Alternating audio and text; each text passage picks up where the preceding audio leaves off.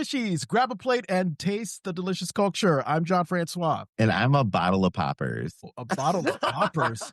Well, first of all, because I don't know anything, explain what poppers are and why are you a bottle of poppers? Poppers are not a recommendation I'm giving to our listeners. I'm just saying they're fun if you want to keep the night going. Oh.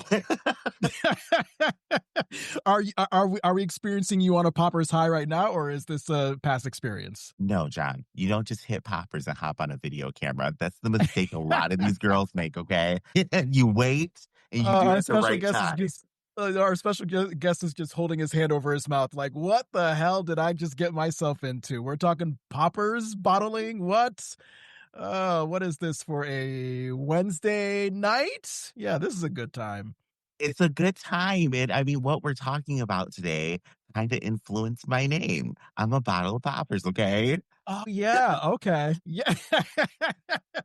You'll have to explain it as we go in because I think I know what you're talking about, but maybe I need a refresher. Okay.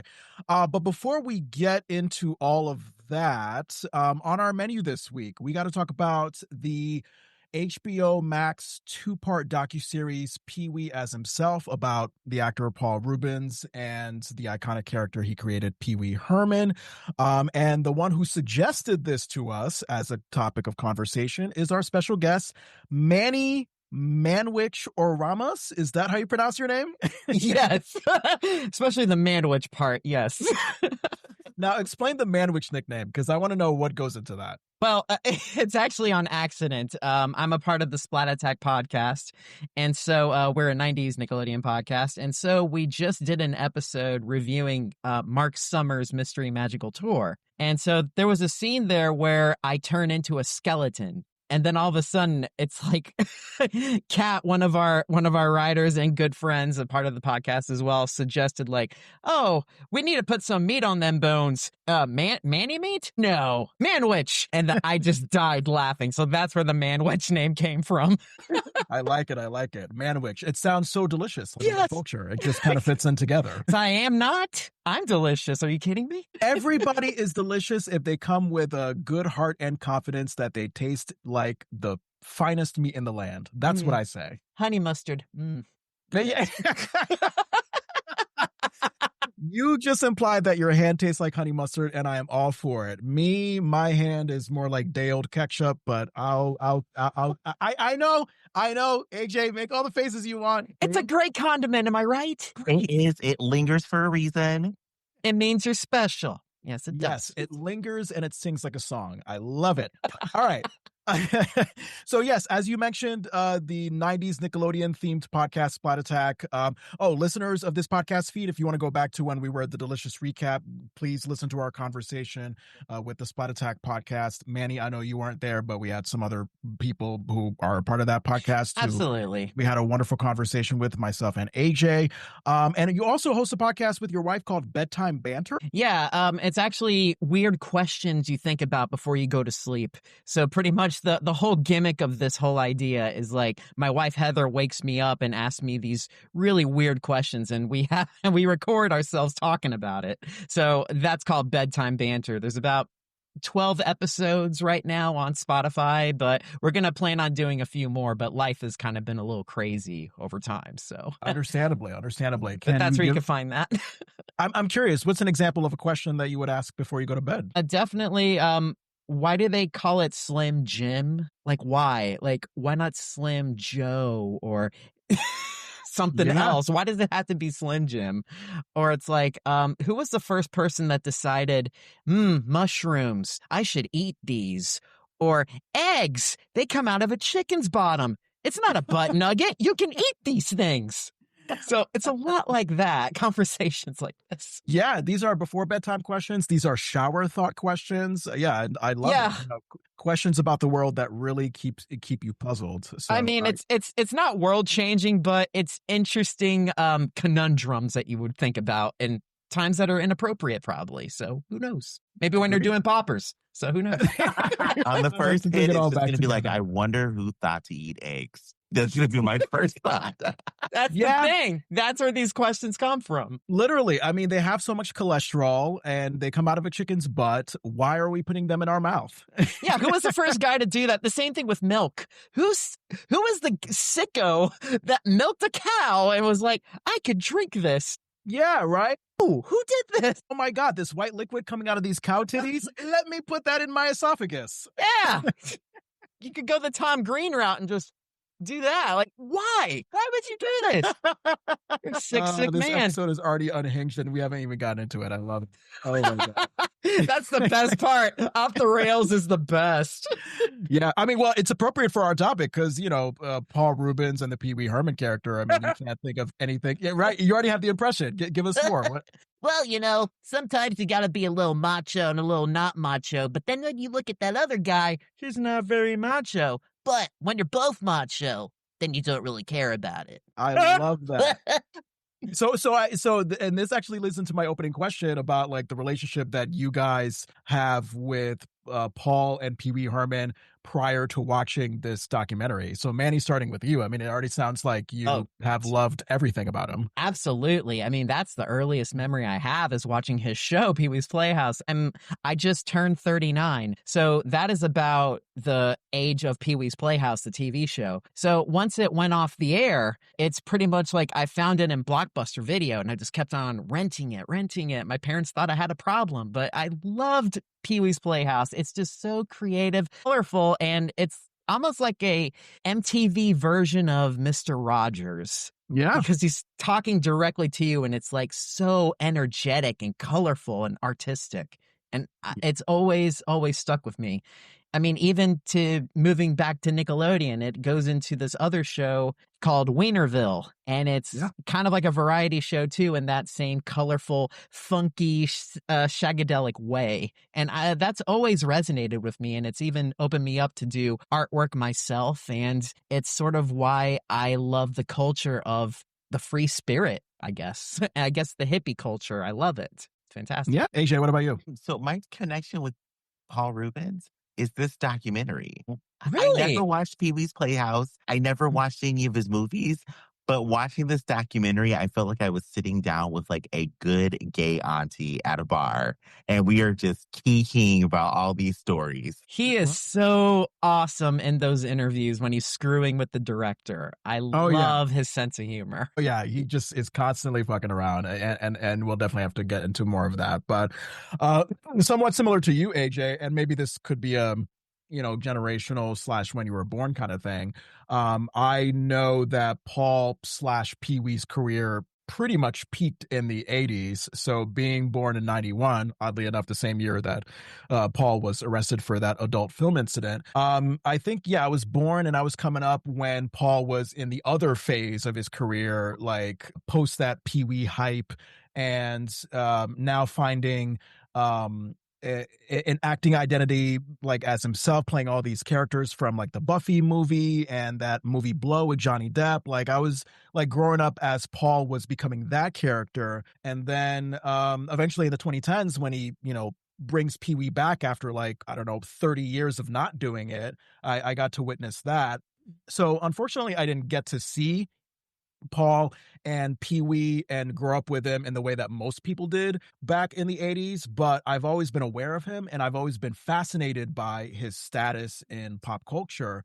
So anything like this, where you have this docuseries that dives into the man and the character, I was like head fast into it. It's weird, like not having any personal childhood connection or whatever with him. There was just something about him and what he represents in the culture that made me want to dive into this docuseries twice. And it's a really good watch. I mean, if you have, 3+ hours of your time to like really get into the psychology of this man, I mean, it's really, really, really, a really interesting watch. So I think it's worth getting into if you guys don't mind. No, absolutely. I mean, I've watched it probably 4 times or something, more than that. But I just love it. It's such an interesting story. And for me, I loved late night talk shows, and Paul Rubens during that time when he was acting as not Pee-wee, he went Yeah. on different talk shows, and he's always been kind of that attitude of not giving you a lot. He's always joking, and you don't know if he's really serious or not.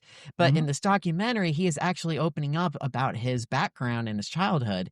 And I know the director, Matt Wolf, had such a hard time getting him to say these things. And it's just amazing that he edited this in such a way that made him seem like he's telling the story willingly. And it's amazing stuff I never even knew either. So great. Yeah, I mean, you definitely get like Paul is certainly a control freak. We get that, and he definitely uses humor not only as just a natural part of his talents, but also as like a defense mechanism. You know, he's kind of like wondering where this documentary is going and if it's going to get too private about things that he may not want to share with the public. So, yeah, I mean, just starting off with you know, I just remember like the first moments of this documentary, Paul like leading with this, you know, comedic performance, you know, just talking about like, oh, I was born in 1938 and my father worked on a steamboat. And yeah, I mean, he just like, I love it. Like Just fucking with you.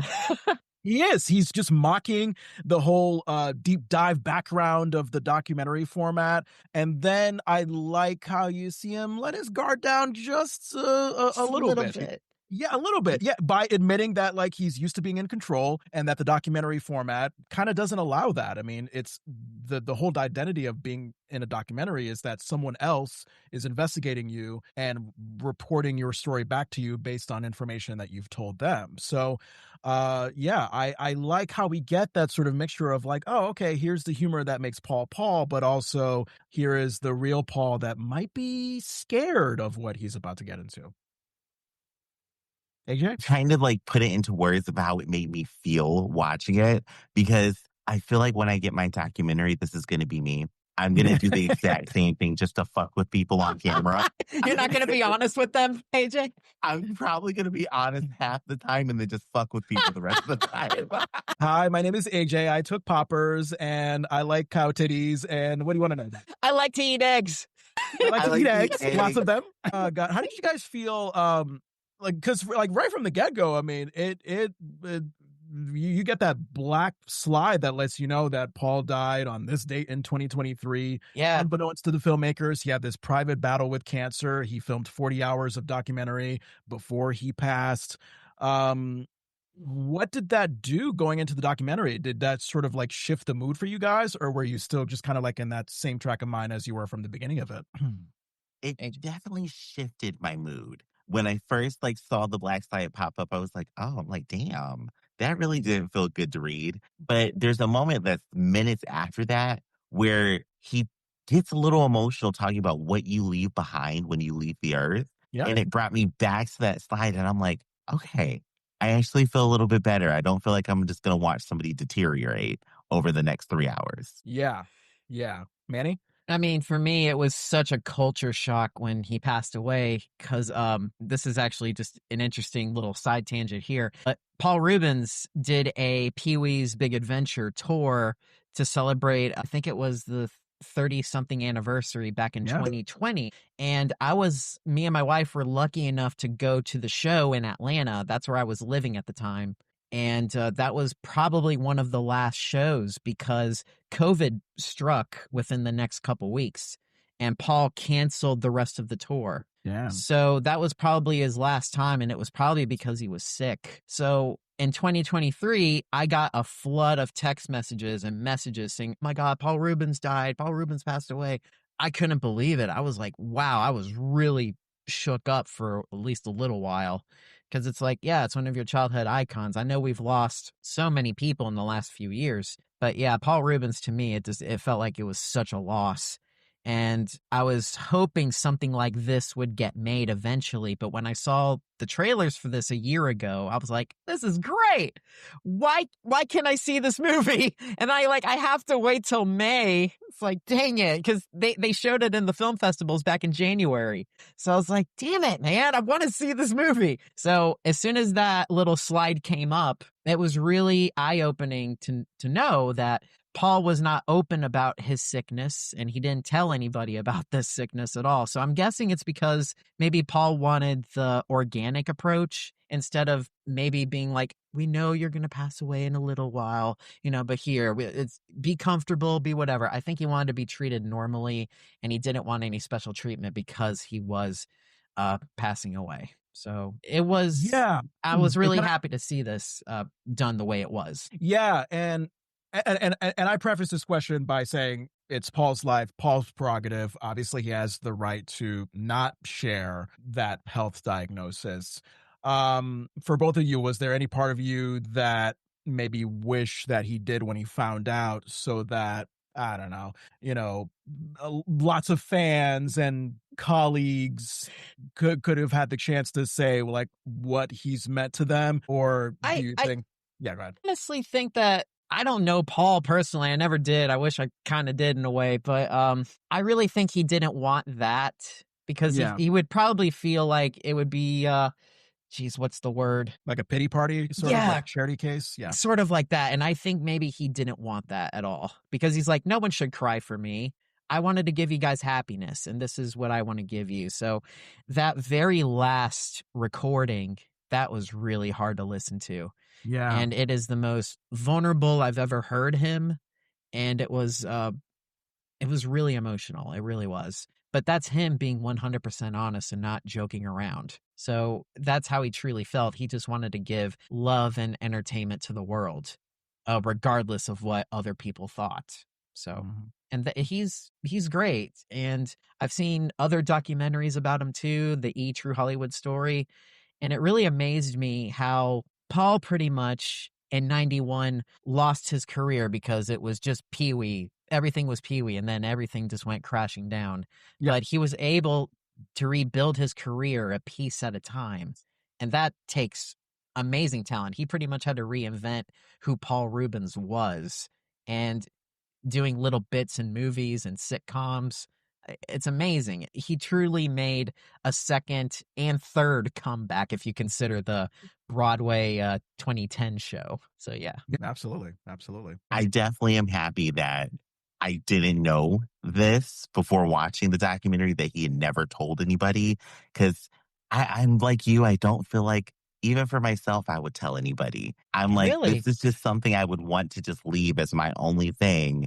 And y'all will find out maybe a year after I'm in the ground, because I don't want people to grieve. I want y'all to enjoy this art that I leave behind. Yeah. That's I commendable too. I totally Like that. understand that. Yeah. Right away, like when they were showing all these like abstract colors that sort of illustrates the creative eccentricity, if that's even a good word to use, of Yeah. Paul's brain. And then you see like all this fantastic B-roll of shows that influenced Paul as he was growing up as a baby boomer, like I Love Lucy, Howdy Doody, The Little Rascals, Captain Kangaroo. Any thoughts as you guys were seeing like all these influences flash by? AJ? I thought of my night staying up watching Nick at Night. Because Yeah. every little like thing that popped up, I'm like, oh my God, this is taking me back. Right? Yeah. And maybe this is somewhat relatable because we see Eddie Murphy pop up at the premiere of Pee-wee's Big Adventure. Yeah. Big Adventure. Yeah. Um, God. He fucking was Eddie even Murphy. working with Eddie to do a movie too, Oh, was he? but it never got produced. But yeah, Oh, that would have been interesting because it would have been very interesting. because I think those like Eddie Murphy, Bill Cosby, Paul Rubens. I mean, you're talking about like comedy icons of the '80s, right? Yeah, I'm thinking it didn't happen because it was right when Pee Wee was getting the star. That's when it was announced like he's working with Eddie Murphy on a new movie. So they were Mhm. working on a screenplay. But I'm assuming because Big Top Pee Wee didn't do so well, that's probably why some future projects got canceled. I'm assuming. Yeah, but when I saw that I Love Lucy B-roll that was showing when Paul was talking about shows that influenced his childhood, Yeah. I cannot look at Lucille Ball the same way again after Eddie Murphy said in his stand-up routine that he had like sexual fantasies about her when he like was watching the reruns as a kid. I was like, now I just look at Lucille Ball and yeah, he's doing the Eddie Murphy laugh as he's getting a boner to Lucille. No, he's doing poppers, of course. Why wouldn't he? Anywho, that's just a side note that I had. But Yeah, there's of course, the fucking around that Paul is doing with the interviewer, maybe it's Matt Wolf that's interviewing him while Paul is just directly to camera. I'm assuming But so. yeah, yeah, yeah. I remember Paul was talking about how his mother would sarcastically be like, Paul, everyone must be wrong but you, and then we kind of go back to Paul being like, yeah, maybe she was right, maybe I'm never wrong. No, I'm kidding. I'd never think that. Or maybe I'm not. Like he just does that back and See, forth thing. that's You his never thing. know. It's like, okay, are you serious? Do you really think you're right? Do you not like it's that sort of like fun but also slightly emotionally manipulative way. It's like he likes playing games like That's that. what it is. And part of me was like, I don't know if I want to meet him because Yeah. I would ask him real questions and then he would just not answer. He would give me non-answers. Like everybody when I was growing up was saying, did you know that Rob Zombie was an intern on Pee-wee's Playhouse? And so it finally got to Paul, and Paul referenced it on Late Night with Conan O'Brien.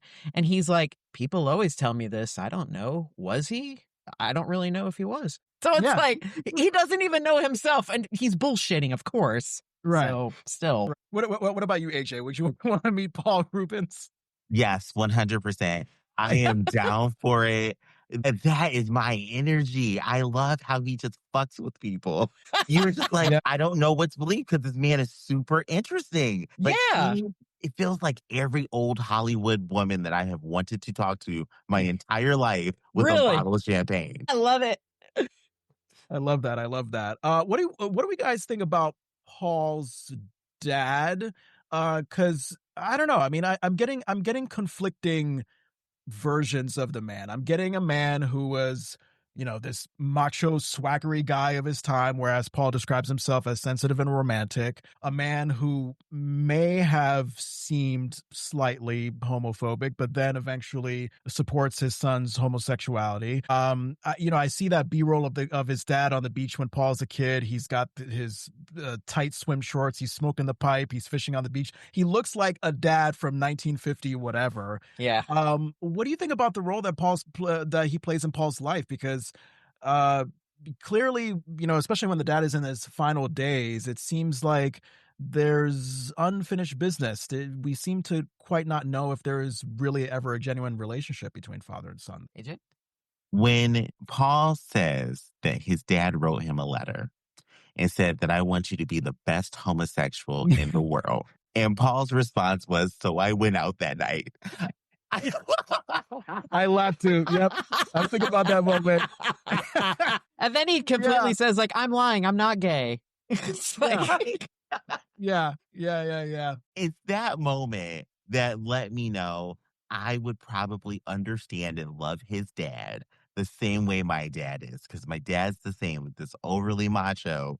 But then when it comes to his son, I accept you no matter what. And that was like something I was like, yeah, they needed that moment. And I think it was the right thing for him. But then also, as it got later in his years, I did sense that there was something unfinished between the two of them. But in what relationship is there not something unfinished? there's always something unfinished in family like that. It's just, but I feel like he was amazingly supportive of his son. And that's truly at that time, it must have been a rare thing. So, because I mean, there was so much homophobia going on at that time, I'm sure. Right. So right. I'm happy that his dad accepted him for who he is. And that's truly what makes a man right there. So good for him. So what was the town in New York that he was originally from? It was called like Oneota? Oneonta. Oh, okay. Oneonta. Mm-hmm. Upstate New York? It's like 2 hours away from me. Okay. So the family decides to move to Sarasota, Florida. Was it, and maybe I wasn't paying attention to this part, was it because Paul expressed performing aspirations and he convinced his family to move there? Like, what was the whole, because I know there was, that's where the Ringling Brothers Barnum and Burley Circus is a circus town. Yeah. I think it's because his dad didn't want to be where it was cold anymore. Wasn't it? Yes. Okay. Oneonta is a tundra in the winter. You do not want to be there. No, I hate the winter anyway. So yeah, absolutely not. And like leaving there for Sarasota, I would go. I don't even like the heat, but I would go because it's terrible there. Any thoughts on the Sarasota, Florida circus aesthetic that Paul was a part of and getting into? Because, yeah, I mean, he started performing in that, getting his experience that way. So, any thoughts on that? Now, me just getting into this and after hearing the circus influence, I like binge watched Pee Wee's Playhouse a couple of times after we first talked Did about you? this. I did because Wow. I was like, I've got to know. And I can see where the influence in design, color, and just that atmosphere of chaos, but there's extreme control at the same time. I'm like, Yeah. I can understand that coming from a circus. Yeah. Yeah. That's awesome. I mean, I didn't even know there was a circus camp until he started talking about it too. And I'm sure like that made him feel so much at home because he did plays when he was a kid too. And Yeah. so that was sort of like performing as well. And he said once that if I didn't make it in show business, I would have been a part of the circus. So he just loved doing that and performing for people. And I guess he liked to be a show off too, but that's what makes a great entertainer. Absolutely. And not only the circus, but within Sarasota, I think he joins this theater company. He takes himself seriously as an actor.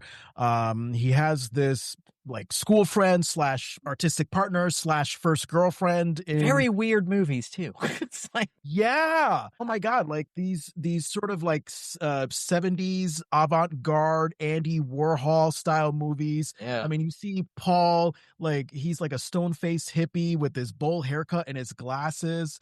What did you guys think about that era of him? Were you surprised given what you have already known about him as Pee Wee Herman? Like, what thoughts about that era of Paul? He was Jesus. I saw him as Jesus. Yeah, that black and white footage of him being Jesus Christ on stage and then looking at the camera. Hello. Hello. It's crazy, man. But was there anything about that era that that really piqued your interest or turned you off or made you think differently about him? It made me want to watch him even more. Seeing those little clips and it just looks like such raw footage, but these incredibly creative, funny ideas. I would Yeah. just sit back and watch those for hours. I would love to see it myself. I know Paul had all of those reels at his house because those have never been shown at all. So I'm pretty sure those are in full. Maybe they're part of a museum at some point, but I would love if somebody or some company gets these things out there. I would definitely buy a DVD of that for sure. Mermaids too. I would love to see that one as well. Yeah. But it's just, yes. And that was I think it was like 1973 and it I was think- around the time when he was like putting on, drag queen outfits in his dorm room. man, he things was like gorgeous woman. Yeah, Definitely. he did drag well. Yeah, I did. And I was very surprised because I had no idea that he was a drag queen. I had no idea. But I love that atmosphere. I kind of wish that I would have grew up at that era because I love art and I like to be artistic and paint and stuff. I would so get along with this group of ragtag artists. I would just love to just hang out and just pretty much chat with them just to be a fly on the wall in those conversations. I would love to be a part of that for sure. yeah, this is like peak 70s, like artistic Yeah. openness to it. I mean, you tell me that you want to dress up it as a mermaid and you have a Cher influence in your mermaid dress up for this Yeah. film. I'm all with it. You tell me that there's a kissing booth and I get to kiss all 600 students and Dude, that's are you how I get to know kidding? people. All for it. Absolutely. I would be all for it too. I'm a weirdo, but yes, I would. Yeah, right. But we're all kind of weird, I think, anyway. So, Weird is fun. It's Yeah, fun. weird is Just go fun. and do some art shit and just do weird shit and you'll why have fun. not? Just do it. Yeah.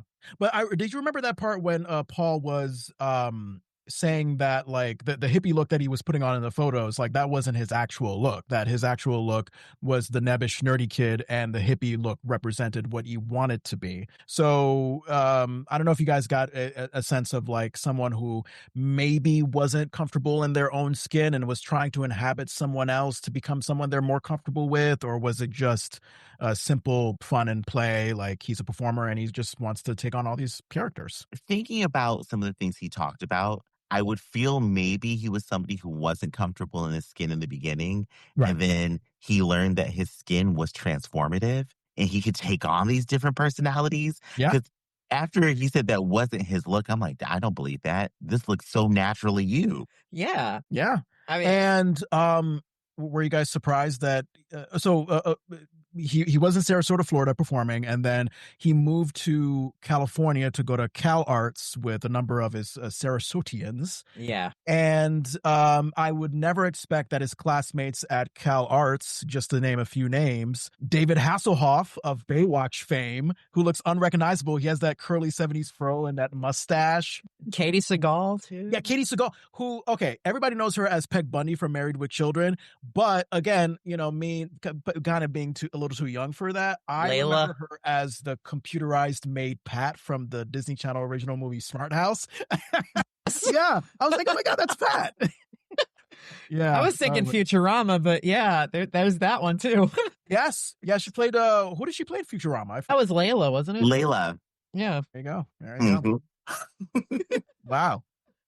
But any thoughts on David and Katie being his classmates and maybe I guess the different paths that they took compared to Paul? Or Dude, it's a powerhouse, man. I just feel like in that era, you're not going to get these type of people. And this goes a little off the rails here because we just watched the John Candy documentary. And it seems like that era was like famous people all in one place. And they're just all just having fun. They don't really care about making a paycheck or anything. They're just doing this because they love to do it. And that era that Paul was in introduced these type of actors into a field of performing. And that's how they got to do different type of shows. And they got famous in their own right. It's like, I don't think anything like that can happen now because everyone pretty much has a camera. So it's like, you don't get that camaraderie with a group of people. At least in my opinion, I don't think. I agree with it because, like, whenever I hear their stories and the fact that it's the three of them together, I'm like, oh, wow, this explains so much of what I've seen from them. But, like, when I hear those stories, they're like, oh, I went to school with such and such. We would go to this restaurant and this famous person worked there. And now it's like that is an impossibility to happen. It is. Yeah. So, if I can, I'm going to ask you to say buttery and chocolatey as Pee Wee Herman to lead into my next question. Okay. Buttery. Chocolatey. So fantastic. And the reason why I had you do that yes, is because the last thing I would have expected was like those phrases, a part of Pee Wee Herman lore, being influenced by the rich person impersonation that Paul's lover Guy did. This black painter that he met when I believe he was in Los Angeles. Yeah, they were just traveling. Didn't even expect to meet anybody. Yeah. He was like, God. "That's the guy." I know exactly why, because Guy was fine. Yeah. He seemed like a very beautiful, sensitive soul. Quiet too, probably. I think. Again, someone I would last expect to have a Pee Wee Herman influence out of, but Yeah, he seems it just so goes laid to back. show. Right? Yeah, exactly. It just goes to show how close Paul was with him. And yeah, what are your thoughts about Paul just sort of taking influence of this popular character from this relationship that he had with this guy, which obviously meant a lot to him. Excuse me, I'm sorry. I think that's why Pee Wee was such a lovable character for people, because it came from a genuine, very strong emotion. Yeah, I definitely agree with that. I mean, I think maybe before he did He Was Big Adventure, I think that was before he saw Guy before he passed away. And I think maybe in his heart, that's probably why he wanted Pee Wee to be as big as it was, probably as a love letter to Guy, because he meant so much to him. And I think he said he didn't want him to see his emotion either. Like, he didn't want to see Paul cry or anything like that. So right. Even then, he didn't want to show his vulnerable side. So I guess Paul really struggled with that as well. I was thinking, watching their relationship portrayed in the documentary, how heartbreaking it was to hear that, or not hear, but literally see that there was clearly a degree of happiness and contentment with Paul being in this domestic relationship with Guy. But at the same time, he talks about feeling lost as an individual, as an artist. And then his father telling him, well, you got to choose. Like, you either have to play house or you can have a career. You cannot have both, which personally, I don't think that's true. I think, especially in this day and age, we can have both at the same time. Yeah. But at the time, I mean, Paul also had this added layer of what it would have been like to be publicly gay at the time. So I'm sure there was a degree of that went into his decision to just completely take Guy out of his life and just be one track focused on his career. So any further thoughts on the trajectory of their relationship and Paul's decision to just be like, all right, I'm not going to have an open relationship and I'm just going to completely cut myself off emotionally and just, focus on my career? It's not a surprise. Yeah. Not a surprise to me at all, especially just the time that they were in. I wouldn't expect him to have flourished as much as he did if he was openly gay. Even now, much of that hasn't changed in certain careers. So back then, I can only imagine it just was probably even worse. Yeah. I mean, I feel for him too, because it's both of those things that Paul probably never felt in his real life either, because he's never been openly romantic with anyone, I feel, that I've known or the public has known.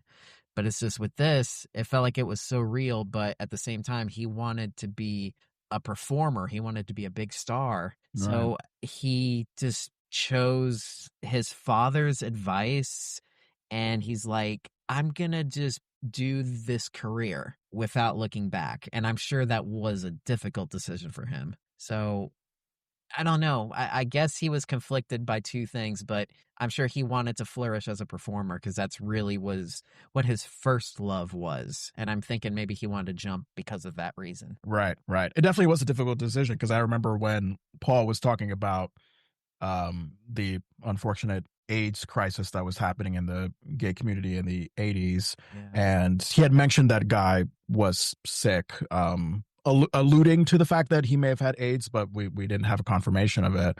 And I did see some tears well up in Paul's eyes as he was, talking about Guy and what's the AIDS community or what AIDS was in the gay community. And I don't know, as I was seeing Paul being emotionally affected by telling this story, I got a sense of this guy who was, he was basically saying, okay, like, this is who I am, but this is the part of me that I chose to just distance myself from to further ambitions going forwards. Yeah. I don't know. I saw this conflict as he was welling up in his eyes, and it seemed to be one of like regret and sadness and reflection. If he still thinks about it, yeah. I mean, it seems like he thinks about it probably all the time. It probably is something that he instantly, you said it perfectly, regretted. I think that there was always a part of him that did. Yeah. So Paul he initially wants to be a serious dramatic actor, but then he sees this stand-up comedy boom that's happening in like the mid to late 70s.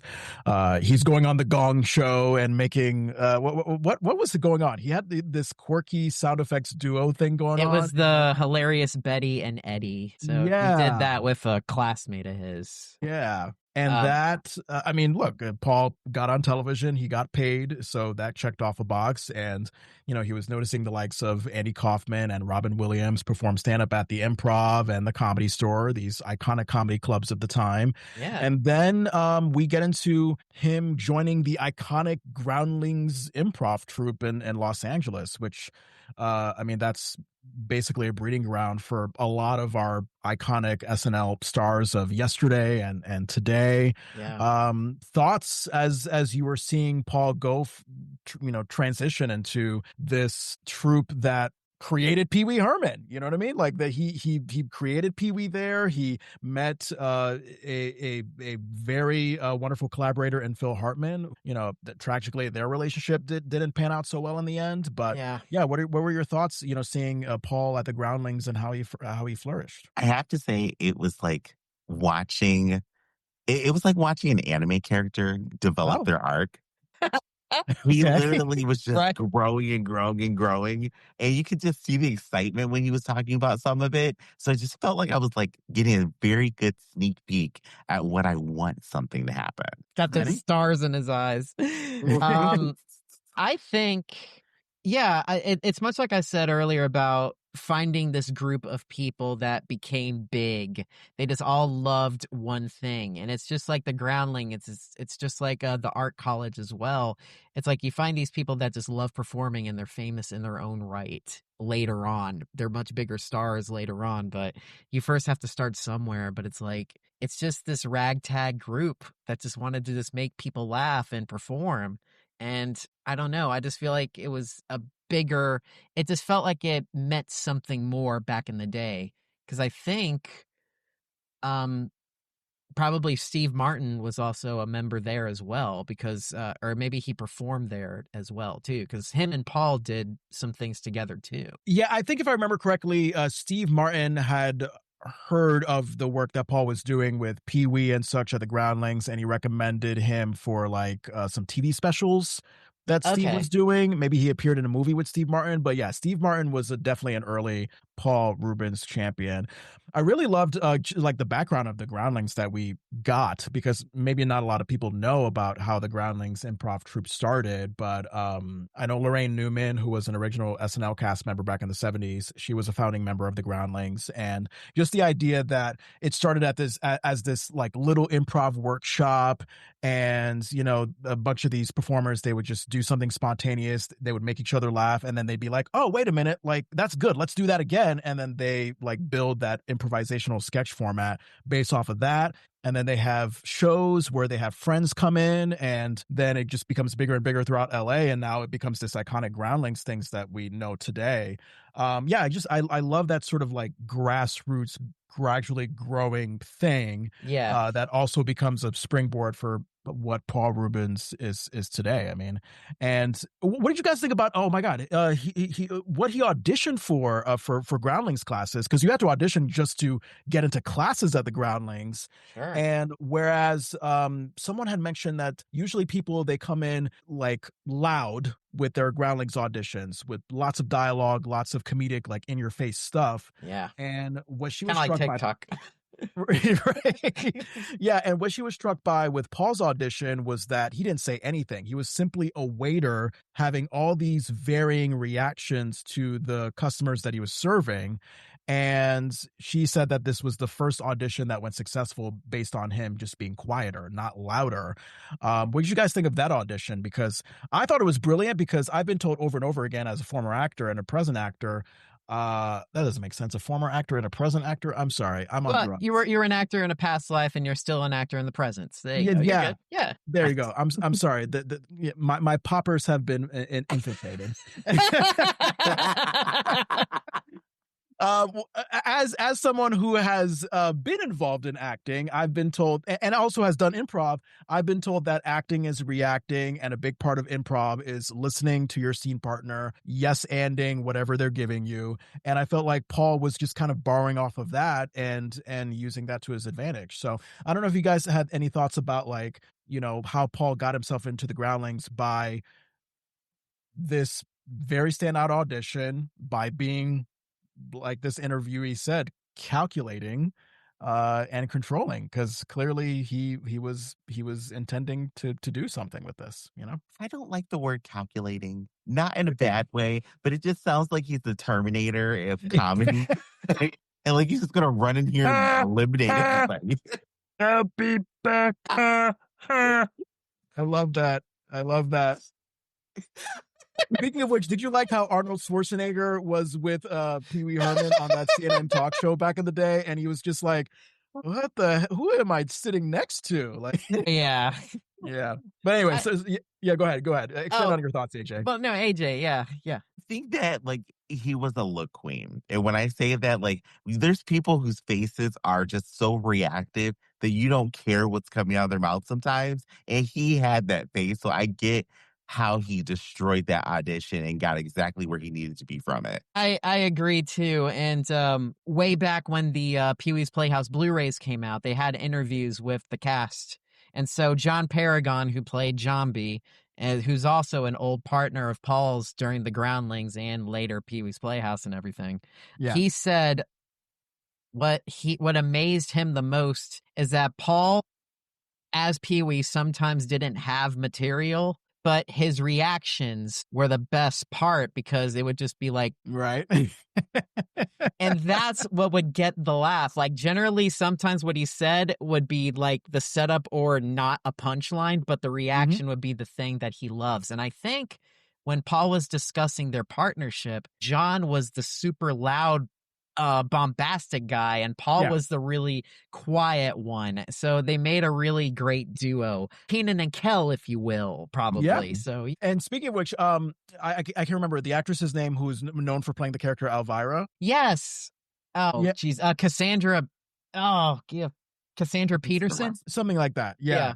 So Elvira, and I think her like subtitle is like Mistress of the Dark or something like that. She's like a Yeah. well-known like character this time of year for Halloween. But yeah, I just loved how she was like, oh my God, like, the dynamic of like, sort of the quiet, more serious Paul and the more outgoing Jerry Lewis comical type of John Paragon. Like she wanted to be their friend so badly. And then you had them become this friendship threesome throughout the ground. Very cool. Yeah. Man, very cool. Yeah. I don't know if you guys have any thoughts about like Phil Hartman and how he got into the Groundlings because much like Paul and his interesting background, Phil Hartman came in as like this rock album graphic designer, very serious. He was kind of doubtful about his stage abilities, not sure where he fit. And then eventually he got the courage to go up there. And now he's considered one of the most iconic SNL cast members of all time with a phenomenal stage presence. So anything about that surprised you? Any Phil Hartman background or fanship that you have going into this? Phil Hartman, I feel like that could be its own topic right there because he had his fingerprints in everything. But I guess to shorten it a little bit, I had no idea he was a graphics designer before he even went into this. So I'm amazed that the most funny people are not the funniest to themselves because he had a lot of doubt apparently, but it's Yeah. like every time I've seen him, he knocks it out of the park, man. He is so good. Yeah, I mean SNL. He voiced some characters in The Simpsons. I know he was in News Radio. Yeah. AJ, did you know how he died? No, I didn't know Uh, how he You died. don't? oh, God. Oh, So he was with this model who was model. mentally unhealthy, Wait. so to speak. Um, yeah, they just had the most toxic relationship. She was jealous of his fame and how much he was working. They just couldn't make it work. And then I believe, and correct me if I'm wrong on this, Manny, one day she wakes up. I think she's intoxicated or influenced by something, and she takes a gun and she shoots him in his sleep. Yes, that is true. Yeah. It's one of those like tragic deaths where it's like it to me And it, she calls the police and says, "Oh my God, my husband's dead." yeah. And then she shoots herself. Yeah. Yeah. With the Yeah. kids in the house. Yeah.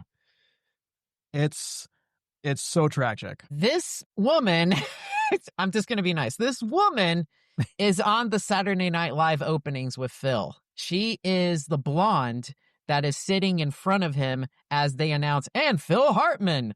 And I know this because I heard the book on tape of Saturday Night Live. Apparently she had issues and she wanted to turn her face, to smile at the camera, but she was so pissed because she had to keep her back to the camera. So if you ever see that opening, that's her. And Phil was like, I got you in the opening. Yeah, but they don't see my face. So it's Oh like, my come God. on. She had issues. She had issues. And I know that Phil was interviewed on Howard Stern's show back in the day, and there was an interview that Phil and his wife did with Howard Stern, and I'm just watching that interview, and I'm like, oh my God, that's the woman who killed him. Yeah. Sitting right next to him. It's so bizarre. It's so bizarre. It's very strange because she seems like normal acting, Yeah. There doesn't appear any malice there, but it's just whatever goes on in the mind is wacko with some people. So. Yeah, no, I can go on about like these like tragic celebrity deaths. Yeah, it's a wormhole, man. It really is. It really is. Yeah, I mean, just quick two others that I can think of is that actor that played Superman in the 1950s show, George Reeves. They just found him like naked and dead in his bedroom. Some say it's a suicide. I heard this. Yeah. It's debated if it's a suicide or not. I don't know, but he was just found naked in his bedroom and what looked like a self-inflicted gunshot wound. So that's all up in the air. And then there was like this like little girl child actor who appeared on like an episode or two of Cheers, and she had like a really abusive father who ended up killing her and the mother. And it's just like you hear about these tragedies, and it's just like The All Dogs Go to Heaven girl. What That happened? is tragic. The girl that voiced the little girl in All Dogs Go to Heaven. Yeah, like at the age of, I guess, 6 or 7. It's just unbelievable. It's the dad was just abusive. He was a bad father. yeah. Ridiculous. God. So that dampened the mood. Let's stop there before we go on to John Benet Ramsey. Sorry. God. I love how John Benet Ramsey gets a big laugh. It's like, ah! Well, she might be the most iconic child who died. All right. Parents did it. Anywho, back to hopefully more pleasantries. Well, where are we at? Oh my God, this is so crazy. So the creation of Pee-wee at the Groundlings. So it was this extended improv scene night where the assignment was to create a character that you see at a comedy club, and Paul thus came up with this childlike aspiring comedian whom the audience would think, nah, he's not gonna make it. And then he has the tight fitted suit and bow tie and the 50s little boy gelled hairstyle, and that what is that specific makeup that Paul used as Pee-wee? It just has like the pale with the blushes of red. You know what I mean? Kind of China doll-ish, probably. Yeah. If you look at the Pee-wee doll, it's kind of like that in a way. Might I say it is John Benet Ramsey-esque. I hate to bring it back to John Benet. All signs are going to point to John Benet Ramsey. If you look at the board over here, the yarn is connecting to this, and right there, oh, Pee-wee. Oh, okay, that ties it back up to this. R.I.P. What could have been? Bless, King. Bless. All right. Anyway. All right. Sorry. What were we talking about? We were talking about the creation of Pee-wee. Yeah. I mean, like, Paul had a harmonica named Pee-wee. He apparently knew this eccentric kid from his childhood named Herman, Pee-wee Herman. Boom. That's how the name came about. But anyway, what were you guys thinking as you saw this creation of Pee-wee and how he was just like, excitingly throwing candy at the audience and then turning on them in a second? Like, it was crazy. It was bananas. This lets me know people love to be abused. Yeah. When it comes to show business. They're like, if you put show in front of it, they will let you throw anything at them. Mm-hmm. Yep. Well, I know Lawrence Fishburne wasn't really happy about that. It's like, I hope he throws a Tootsie Roll in my head. I'll knock his teeth out. Well, I remember Lawrence Fishburne, and again, like one of just the most unlikely people associated with Pee-wee Herman. But before he became Cowboy Curtis on the Playhouse TV show, he had talked about seeing Paul at the Groundlings in the early 80s and just being like, I don't get what the fuck you're doing. And then like almost 10 years later, he's like, yeah, I'm Cowboy Curtis, So. All right, here we go. Yeah. Anything I got to do to star in The Matrix. Anything I got to do. Oh boy. But yeah, no, he creates the character, and then the audience responds really well to it, and then Paul decides to go into the direction of like hard focusing on this character rather than being known as like Paul Rubens, who does a million different other characters. What did you think about like Paul deciding to be Pee-wee Herman on that episode of The Dating Game? You know what I mean? Ooh. Yeah. I have to watch that full episode. I need to find that. Well, I haven't watched the episode of The Dating Game itself, but the part of the documentary that they showed of him being on The Dating Game. There is like a little clip of it on YouTube, but the one on the documentary is a really nice quality one, but it's only in chunks. But I think it was insane because Paul was not fully the Pee-wee character yet. Ooh. He dressed that way to go stand in line and wait for the audition. So when he was auditioning with the producers, he was as Pee-wee, and he committed to the bit the whole time, but Paul was laughing to himself. He's like, look at everybody. They think that I'm insane. Yeah. Yeah. Because he committed that the whole time. I admire the artistic bravery because he did mention that, oh, some people are going to like Pee Wee when I'm coming out with him in public. Some people are going to be annoyed and turned off by it. Like, he is what you want in an artist, which is someone that says, whether you see me positively or negatively, I just want you to feel something when you see me. So I mean, yes, you call him crazy, but I just, as someone who has also done artistic things, but has never been that brave, like I admire that. I admire the courage that it took to just take a risk I like mean, that. and he won too. Like he Yeah. won, but he ended up not going on the date because they couldn't agree on a schedule. So, but that's pretty much what it was. But still, I can't believe it. It's amazing. That really is. I maybe because I'm attracted to unstable people, but something about hit the mark. It's great. You like to be excited, you know? Yeah. I never know what's coming. No, you Yeah. don't. It's spontaneous. It's attractive. It's awesome. So. Oh yeah, I'm with you, AJ. I have a past based around that. So, luckily, my wife is not unstable. My wife is the perfect egg that can be eaten out of a chicken's butt. How do they eat eggs, man? I don't know. I didn't. So, are you guys familiar with like Cheech and Chong movies? I didn't know that Pee Wee Herman was in the second movie. Like, what? This stoner movie franchise, and Pee Wee Herman made an appearance as some guy at his day job who also appears at a comedy club. Like, I was like, what? I mean, I think it was because it was explained on the documentary that I think Cheech and Chong were like going to the Groundlings, and they were looking for like extras. Yeah. Possibly. So that's how Paul Reubens and Pee Wee were entered into that movie. Like, he's made a couple more appearances. Like, he plays the Pee Wee character in one of the movies, and in another movie, he plays the hamburger guy, where he's like, sorry, I took the money, hamburger. He plays like that type of guy. It's not Pee Wee, but it's another variation of that. And that's at least what I'm familiar with the Cheech and Chong movies. Yeah. This is where I didn't know Pee Wee had a place in my life because I love Cheech and Chong. You do? I didn't know until I saw the documentary. I was like, oh shit, he was in those. Yeah. I tell you, man. And so, we get into Paul auditioning for SNL because, for the last 50 years, SNL has been like the holy grail, like end stop for comedians who feel like they've made it.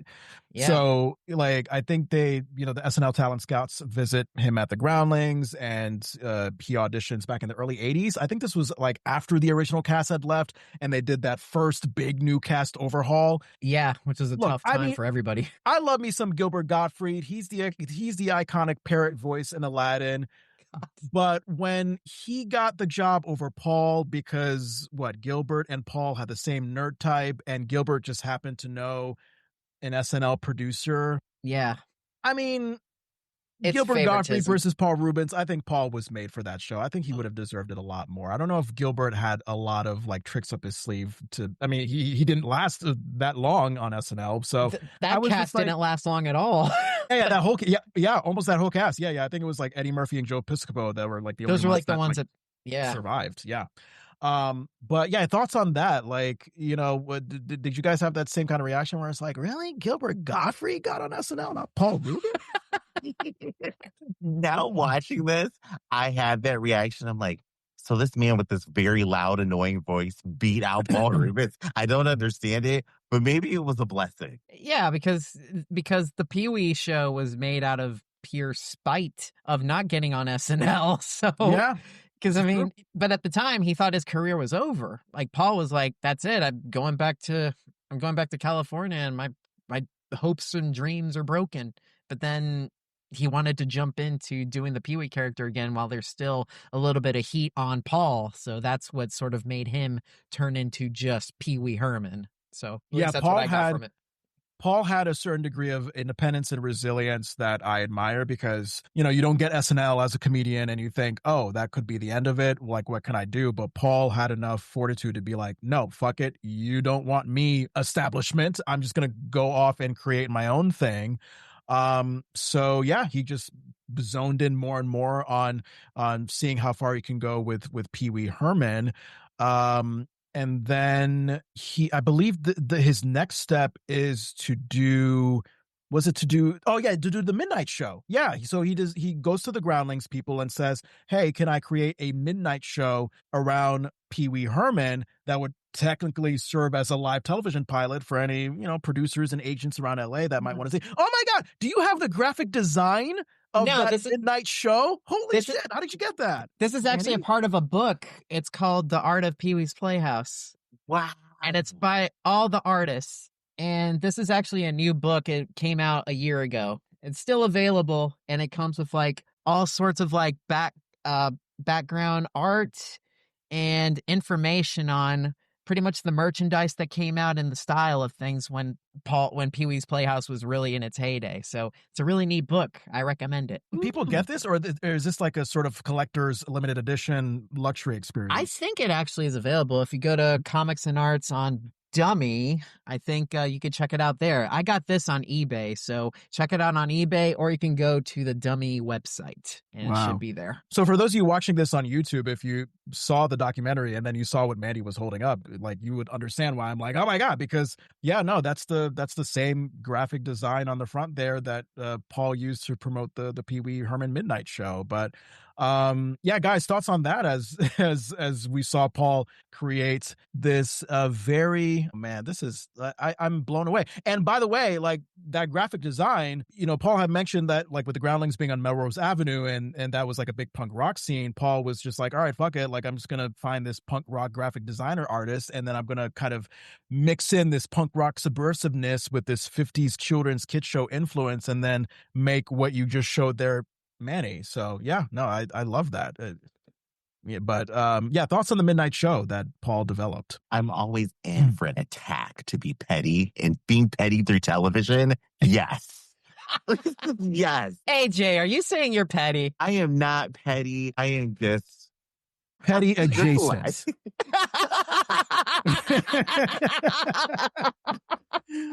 I love it. I love it. And then and then you like in that midnight show that was developed at the Groundlings, you saw like the influence that Paul got from childhood TV shows. Like the character of Miss Yvonne came from the maternal characters that he saw in his childhood. Phil Hartman's Captain Carl. Apparently, Paul saw a lot of salty old sea captains in the shows that he watched as a kid. How they prepared the show make me anxious because the idea of like this big group of improvisers, like they're in a dressing room, they press record on the cassette player, and then they just kind of like riff as these characters and figure out what works and then just kind of put that into the final product. I was like admiring that, but I was also like, oh my God, so much of the unknown and so many of these different ideas. And like, how do you create a cohesive final product based off of that? Like, I don't know if you guys had that same kind of like, what? Or were you just not me and you were actually chill and normal? In a way, I kind of was feeling anxiety a bit too, because much like you, I've never had I never had a chance to perform or be an actor, but I'm pretty sure me being on stage, I help out with middle school plays, so I'm usually in the background. So if you're screaming ideas and riffing constantly, there's no way to hone this idea and make it a narrative. At least to me, there isn't. So I kind of felt a little bit of an anxiety attack seeing the way how they were doing it. Because I don't think I'd know how to perform that way. Yeah. I felt seen. I felt so seen because this is how we put together drag shows. This is how we put together my TikTok skits and stuff. There's no organization whatsoever. Really? It's just start talking and we will edit it later. Yep. Nice. And look, a lot of the times the best stuff comes out that way. So that's admirable that process can work. Yeah. I was amused by the story of this midnight show. So let me know if I have this wrong. So Pee Wee wants a wish granted by the genie zombie, Manny. You said that was played by John Paragon. Yes. He meets Miss Yvonne, who wants Captain Carl to love her that way. Pee Wee decides to sacrifice his wish to wish that Miss Yvonne would be loved that way. And then because of being a good boy for that sacrifice, he gets his own wish granted. I was just amused by the idea that, a woman asking for this man to fall in, like basically this woman trying to force this man to fall in love with her. Like that is considered a noble thing for Yes. this childlike comedian to try to grant a wish to the genie gods for, and then boom, he will be rewarded in return. So I don't know if you guys were just like, oh yeah, that seems like a great innocent story, or were you just like, oh, okay.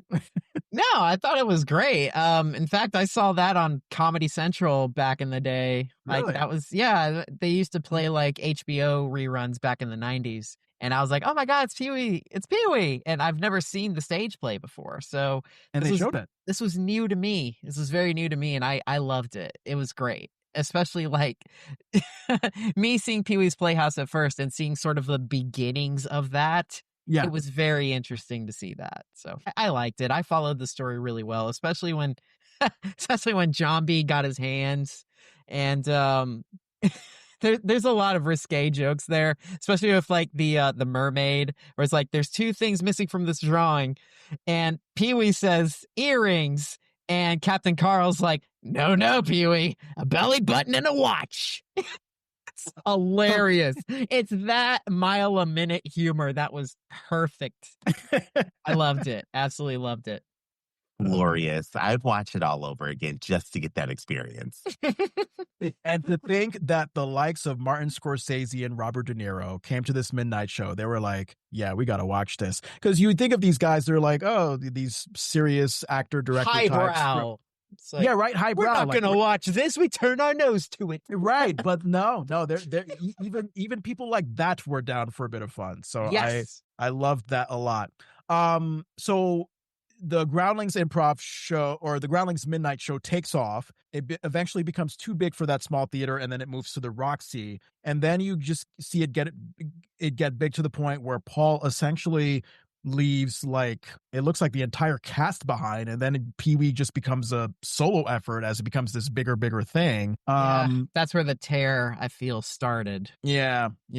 And I was just wondering, I was like, oh, is he feeling any loneliness or anxiety, like, as he's rising up to the top, essentially alone? I mean, no, because in the beginning he wanted to be a star, and he's like, if I have to step on a few people, if I get noticed, this is me. I'm the star. So there's kind of, I think, goes to his head a bit, and that's kind of bites him in the end a little bit. So I just feel like I'm listening to my favorite starlet have like their whole arc happen here. He's entering his Joan Rivers saga, and then it's all about to just crash down. Dude, Pee-wee and Joan Rivers were good friends too. So there you go. Joan Rivers, I saw Joan Rivers. Didn't she make a guest appearance on his Christmas special that he did? Shortly after the 1991 arrest. But before that, Joan Rivers and him, they were good friends. I think they hung out actually. And even when Joan Rivers unfortunately started her late night show in 1986, Pee-wee was a guest on with Cher as well, and Elton John. So that episode came out a day before I was born, October 9th, 1986. Wow. Oh my God. You were born around the same time as the launch of the Fox network. Look at you. Yeah, I'm as old as the Fox network. So, I mean, get away from me, Peg. So, yeah. Oh my God. Pulling out all the stops. Married with Children, The Simpsons. You got all the Fox references ready to go. I love it. And then, Paul, like he was desperate for publicity, and he goes on this Larry King like CNN talk show that's on in like the middle of the night, in, I guess, the early 80s. And he initially has this sort of dual thing where you see like, Paul being interviewed as Paul, and then Paul being interviewed as Pee-wee, and then Paul eventually realizes like, no, actually it works better if I just stay Pee-wee all throughout. I had mentioned Arnold Schwarzenegger appearing and just being like, what? But well, it seems like you loved moments. So what are you laughing about? Like the Arnold moment, or the just Arnold moment? Because he was being such a jerk to him. It's like, oh, what muscle? And he was just trying to be he was just making fun. Yeah. So it's like, man, Arnold, you jerk. Yeah. It was the ultimate trolling in the worst way. Yeah. But something about it, you can't look away. Yeah, it's like a car crash, It's like, hey, I gotta see Pretty that. much. And then Paul leads us into his iconic Late Night with David Letterman appearances, because he essentially uses that CNN talk show to audition for what he calls a real talk show. And I mean, if you don't know late night TV history, for those of you listening and viewing, Late Night with David Letterman was the place to be in the 80s if you wanted to do alternative, strange comedy. So Paul was right at home as Pee Wee Herman. It was perfect. Yeah, he was just doing a lot of creative out there stuff. His dynamic with Dave as a straight man and Paul as the quirky out there guy as Pee Wee. It was such a perfect dynamic. And then it took the right management to watch that and just be like, hey, kid, you can be a movie star. I like the cut of your jib. I love the yolk in your egg. We're going to make so many references to eggs because eggs are glorious. Yes, they are. But why? I don't know. You guys made a riff on it in the beginning, and now I'm obsessed with it. I love it. I just need to know what was the emotion and sound that came out somebody's mouth when they said, that looks edible. I need to know. Yeah. I mean, look, they smell terrible when they're hard boiled. They smell terrible when they're raw. Eggs, there's an easy way to make eggs a very disgusting thing. So I'm definitely with you on that, AJ. Yeah. If you wrap it up in truffles, I think, and then let it sit for a day and then cook it afterwards. Yeah, I think it's delicious. Truffles, never that's had that. another thing. Yeah. I've never had that, but it sounded cool, so that's why I said it. Oh my God. I love that. So can we talk about like this relationship this struggle between art and commerce that a lot of artists have? Because usually, you have two kinds of artists. You have the kind of artist that's like, no, I want to be authentic with my art. I want to sell out to the man. And then you have the artist that just wants to make the most commercially successful thing. They want to make the most money, blah, blah, blah. Paul wanted to do both. He was like, I want to be as creative and quirky and out there as possible. And I want to be the biggest, most commercially successful star in the world.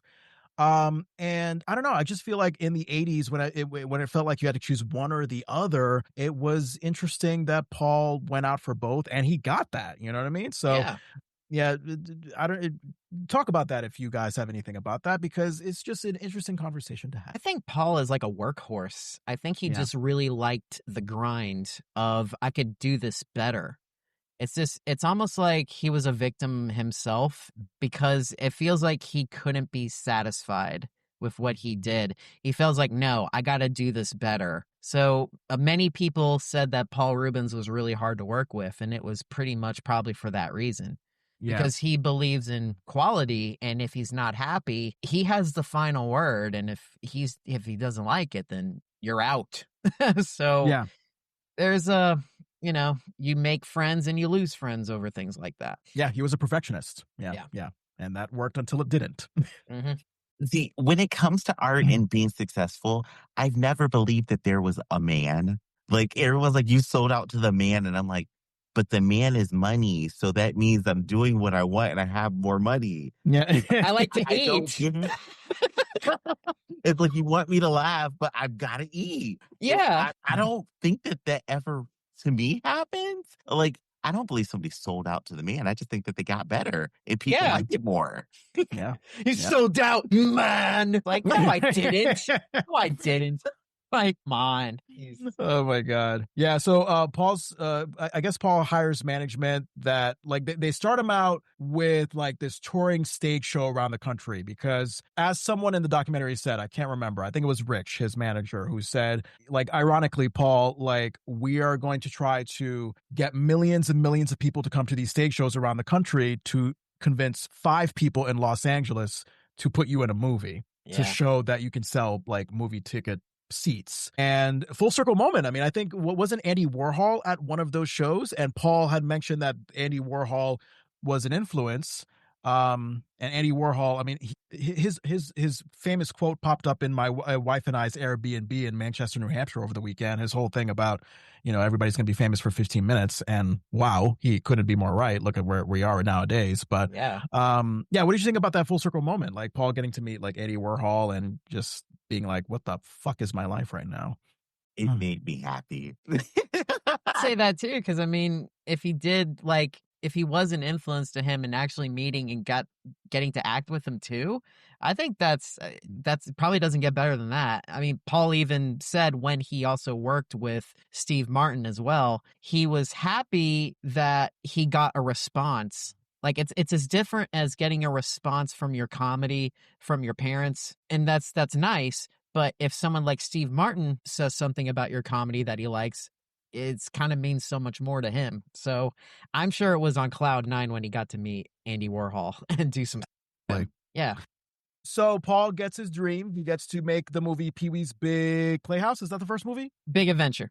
Big Adventure. Sorry. Pee-wee's No, Big Adventure. And when he was saying that, oh, we're definitely not going to talk about how much weed we smoked while making this script. Oh, wait a minute. I just talked about it. I was like, yeah, of course. Yeah. But it's like, I think they're lying when people say we smoke weed and then we do this movie. When you're high, I don't think you want to do anything. So it's like, I think they're lying at that point. I have yet to experience this high where you want to do stuff. And trust me, I have tried for over 15 years to find it. And I have yet to find that high. All right. So you think Seth Rogen is doing all of his amazing work while not smoking weed? Is that what you're saying? Stone cold sober. Yes. That is what he is. I totally agree with you, AJ. Yes. He is sober. It's all an act. Yeah. So, yeah. So, oh my God. When Paul has talked about like how originally he wanted Pee-wee's Big Adventure. Yeah. To be influenced by the movie Pollyanna. When I found out what this movie was about, so a girl drops out of her bedroom window, paralyzed, and then that just somehow creates like all these kind townspeople around her. I was like, forget about Pee-wee's Big Adventure. I want to see this movie. What the hell? Who made this movie? Well, in a way, Pollyanna, I watched Pollyanna because Paul said that story. Pollyanna has kind of a Pee-wee-esque personality in a way in that movie because she is a bit snarky, especially when she says like, what are you cheering for? Because my legs are broken. It has that snarky attitude that Pee-wee has and that certain swagger. So I think there is maybe some Pollyanna in Big Adventure regardless. I have not seen Pollyanna, and this is now going to be something I watch. It's on Disney Plus. Yeah. Okay. There you know what you're doing afterwards? I'm smoking some weed and watching Pollyanna. Let me know. Let me know later how it is, man. We gotta keep in touch. Seriously. Yes, put some eggs in the microwave and watch Pollyanna. Yes. With my poppers. With my poppers. Gonna have eggs, poppers, weed, and Pollyanna. Put that in a song. Yeah. Oh my God. I love how this man's brain works. I really do. Because like I think he looked at like people riding their bikes on the Warner Brothers lot.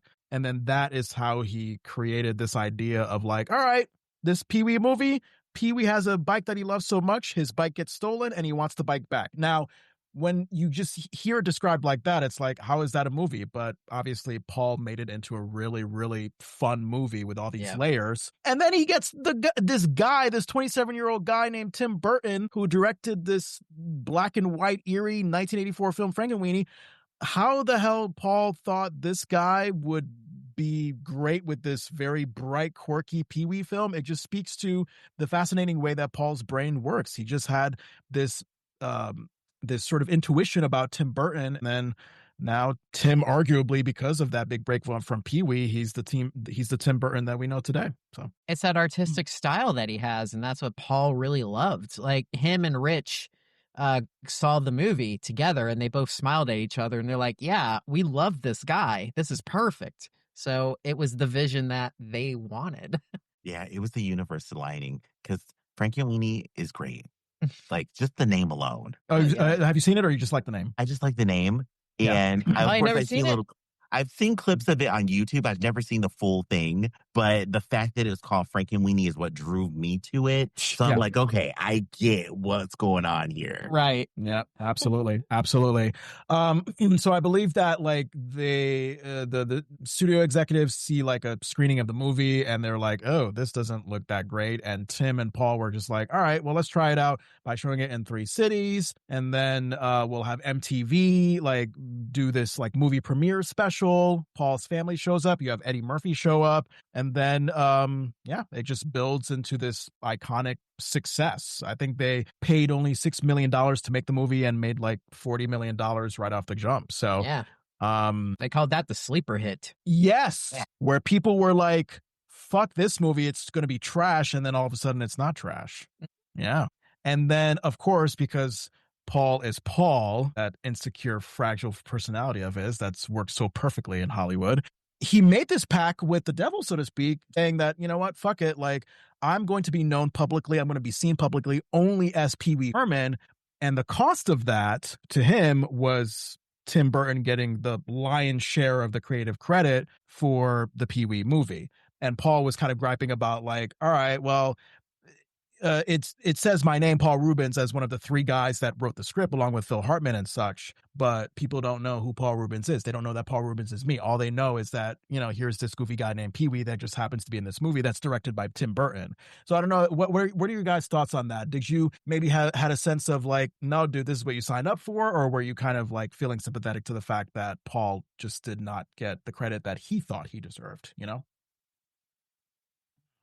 I don't know how I feel about that one. Because, yeah, maybe he didn't get the credit he deserved right there in that moment, but he was the star of it. So he like won people's hearts, not just their dollars. Yeah. Yeah, I mean, I get it because this is part of where his control freak thing happens, where it's like, I should be known for everything. Yeah, Tim directed it, but I starred and I wrote this movie too. So it's like, I don't know. I feel like he was asking for too much, personally speaking, I think. And there's even moments where I think it's stuck with him because I saw a signing that Paul Rubens did, and someone gave him a Pee Wee's Big Adventure poster to sign. He's like, I'm going to sign Tim Burton's name. How about that? So he's obviously still salty about it, even to this. Damn. Yeah, so, yeah. Damn. That's something that you would do, AJ. I know you're laughing. Yes. The ultimate petty move. Yes. Really. That is funny. That is funny.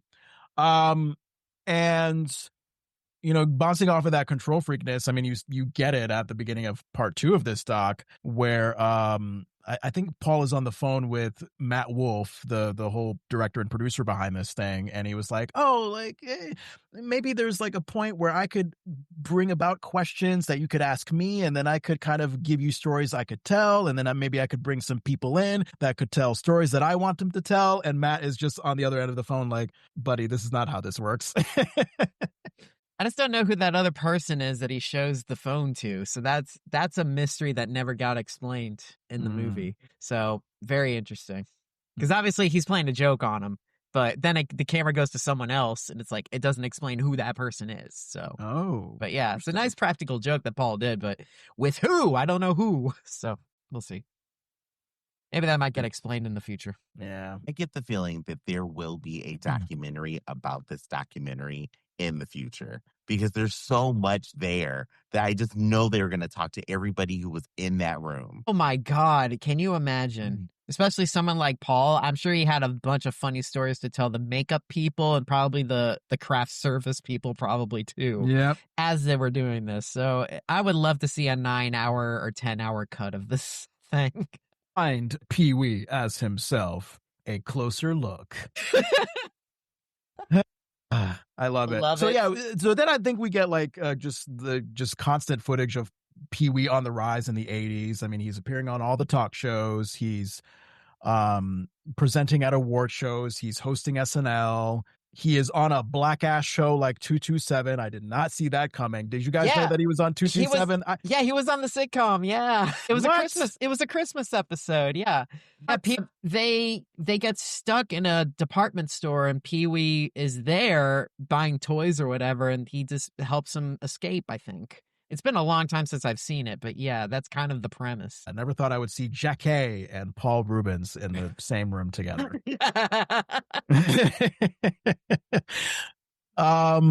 So, oh God, remember when Paul Pee Wee's Big Adventure makes money. Paul puts a down payment on this really run-down green shack-looking house.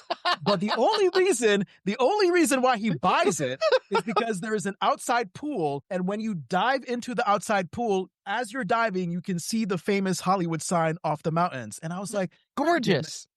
it's gorgeous, but I'm also just like, if there isn't a perfect example of how this man's ego needs to be satisfied, like that's it right there. You need that constant validation of your success every time you take a dip into the pool. I love it. But he also loves nature too, which I didn't know. And That that's too. why I think he picked that place because of all the deer and the animals and stuff. Yeah. So it's gorgeous. I didn't know a place in LA would look like that. So that's kind of nice. Pretty nice. That's what I always hoped places in LA looked like. And then when I saw a real picture, I was like, oh God, I would not want to live there. Yeah, I don't blame you at all. And Paul could have like stayed on the movie route because this was a time when it was like TV is inferior, movies are superior, and TV, if you're going to be in TV, it's basically a stepping stone to the movies. But no, when Paul had the call from CBS executives after the Pee Wee's Big Adventure movie took off to start up the Pee Wee's Adventure, or I'm sorry, the Pee Wee's Playhouse Saturday morning children's TV show, Paul was excited because he got brought back to his childhood and all the influences that he had growing up watching Howdy Doody and whatnot on TV. And he was like, oh my God, if I have the opportunity to be that same sort of inspiration to kids watching me, that's wonderful. And he loved kind how of already did a pilot too, which was the stage show. So there you go. the Midnight Show. Yes. Pee Wee After Dark. P-p-p-p-p-p-p-p. I don't know. I don't know. I don't know. We're recording later than I thought, so I'm getting loopy at this point. Oh, I'm sorry. But yeah, no, I mean, I know you had mentioned you loving the show Pee Wee's Playhouse, Manny. AJ, you had mentioned watching it shortly before you got on here. So, God, I mean, I, as someone who's never watched an episode of the show, just seeing clips from the documentary, I just see, oh, okay, this is a very brightly colorful show, brightly colorful set designs and characters. You have this green quirky chair called Cherry, you have Cowboy Curtis, you have a dancing cow, like you have all this stuff that is definitely going to be appealing to a child that is into high stimuli entertainment, or maybe an adult who's on a certain kind of drug. What were your thoughts watching? I don't know, or maybe not. Maybe you're stone cold sober as an adult and you're enjoying this. But I was watching all these clips and I was thinking like, wow, this is admirable that Paul created a show out of all this. But at the same time, Jesus, I needed to sit down after 2 seconds of watching it. As somebody who has only watched it in a unsober state. Okay. It was very, there you go. You proved my point. It was very good. You proved my point. You proved my point. I feel like give me a bunch of edibles and eggs, and I am going to enjoy this until the cows come home. Give me some cow titty juice with edibles dipped in, and I am going to enjoy this. Anywho, I'm sorry.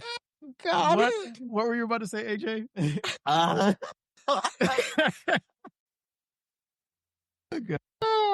So you've seen this unsober, and I'm sure you have a critical analysis about this show that is going to be breathtaking. You know, there's a moment where you're rolling a blunt, Okay, and you're just staring at the We've all been television.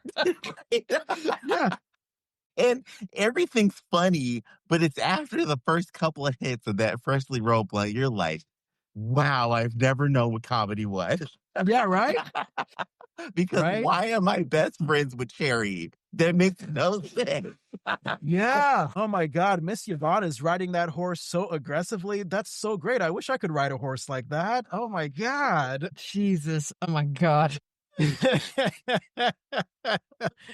Manny, have you been sober while watching Pee Wee's Playhouse? All the time. Oh, okay. Oh man. Well, like I said, when I was a kid, I didn't know those shagadelics existed, but Yeah. I absolutely loved. Like I said earlier, I love Pee Wee's Playhouse. I cannot get enough of that show, and Yeah. seeing I'd say like, well, a little ungrateful too, because I wish there were DVD commentaries on these episodes of the show. I would find it so fascinating, but that's never existed. The closest thing we have is the Blu-ray, which comes with interviews from the cast and crew. But Yeah. to me, that's kind of not enough. I want to see outtakes. I want to see some of the dirty dirty talk that we don't get to see on TV. Because Right, right. according to their stories, there were a lot of bad talks, especially like Lawrence Fishburne with the late night crew, the Puppet Land band. They've had their own little conversations going back and forth. I would love to see clips of that. I would love to see that. Like what kind? Like fun conversations? No, they said just not kid appropriate. That's all Lawrence Fishburne said. It's like, yeah, that's my crew right there. But we said a lot of stuff that wasn't family friendly. Yeah. Yeah.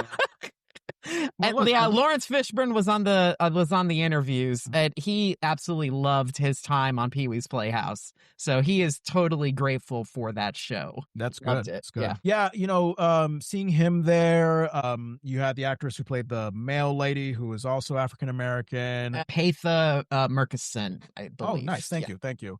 And the actor who played Dracula in that Blackula movie. Yes, William Marshall was the king of cartoons, but season 1 was Gilbert Lewis. He was my favorite king of cartoons. In fact, season 1 of Pee-wee's Playhouse is my favorite because it's the most uncomfortable season because they did not like the filming of the episodes because it was such in a tight space. Yeah. And there was moments when the air conditioner didn't work, so they were constantly working in really harsh sweatshop conditions. So you could see it in the crew that they're very uncomfortable and they're not having a good time. That's why that season to me is so magical, because it's like we're trying to have fun here, but it's really tense. It's a very tense season. So it's great. Yeah, just a very tight set, long work days. Yeah. Paul being the perfectionist that he is, not turning in the tape for air until like 20 minutes before airtime. Exactly. Yeah.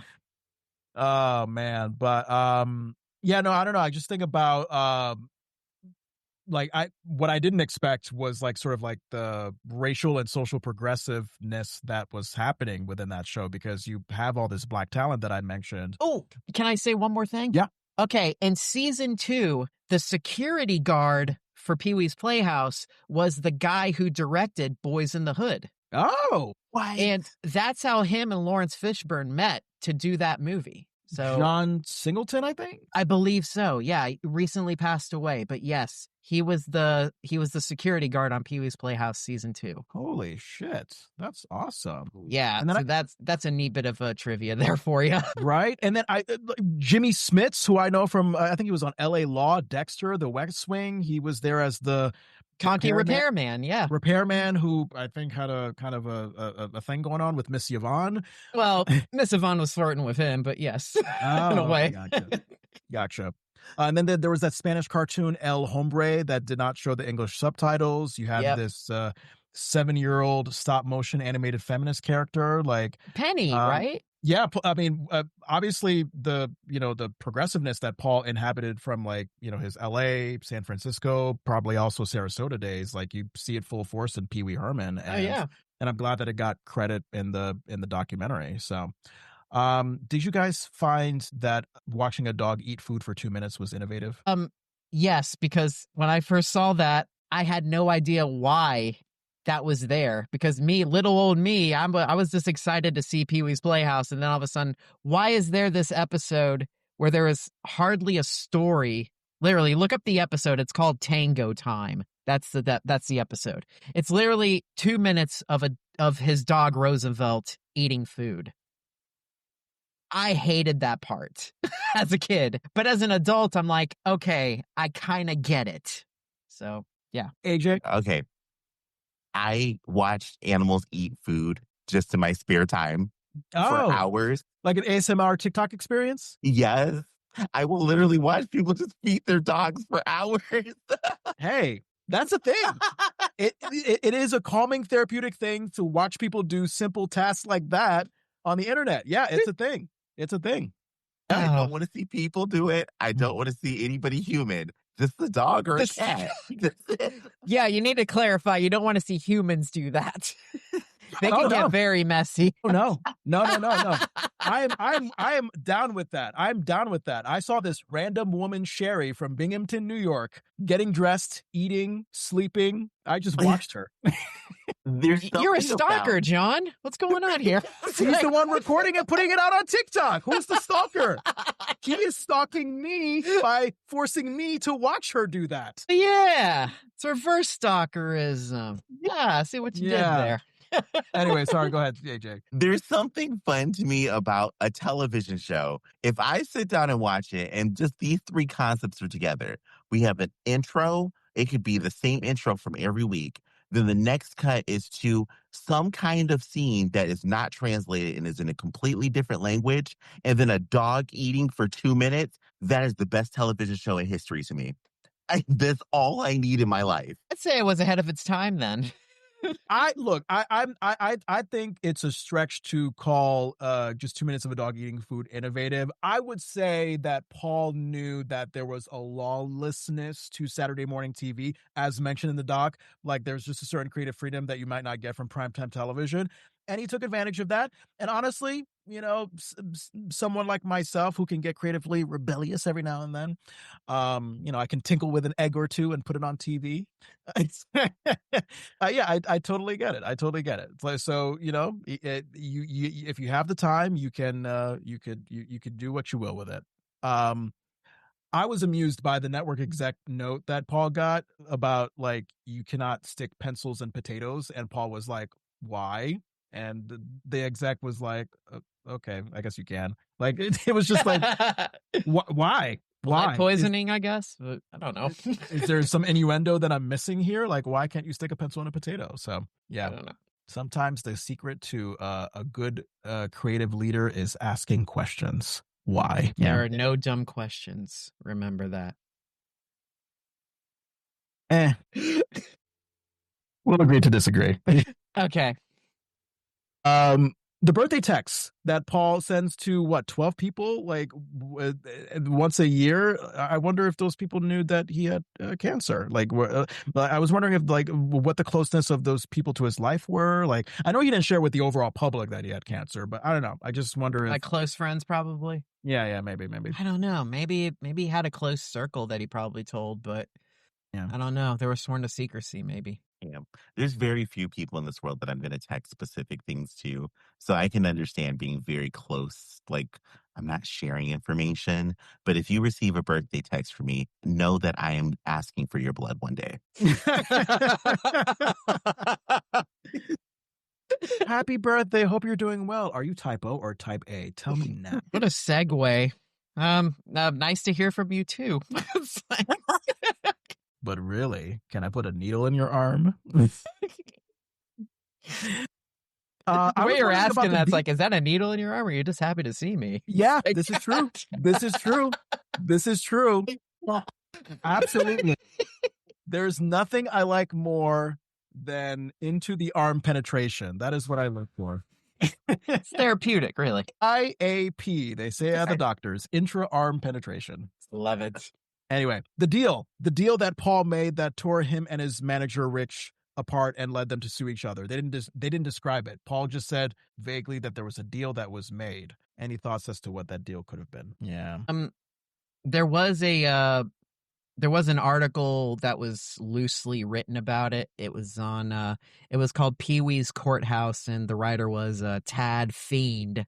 It was basically, long and short of it, Richard and him planned on doing another 3 more Pee-wee movies under the current contract at Warner Brothers. And Paul didn't want to do that, so he breached the contract and he wanted to do more work on the show when Richard was like, you'll get more money doing it this way.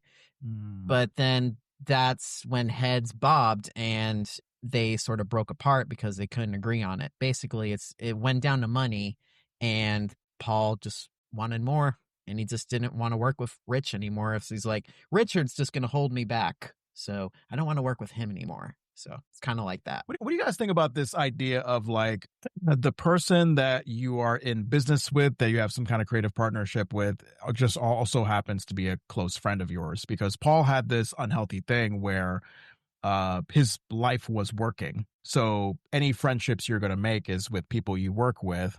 And if you are in conflict with people that you work with, such as your manager, and you split up, not only is that business partnership done, but a very important close friendship in your life is done. Yeah.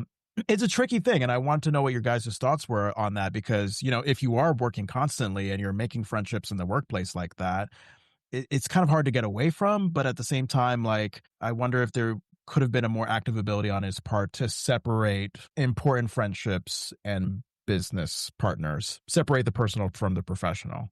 You've got to have that separation. You've got to have that separation because if you don't, it's that concept of don't shit where you eat.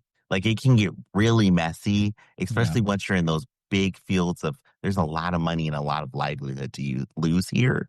I think it's important to draw that boundary. They're not getting a birthday text message.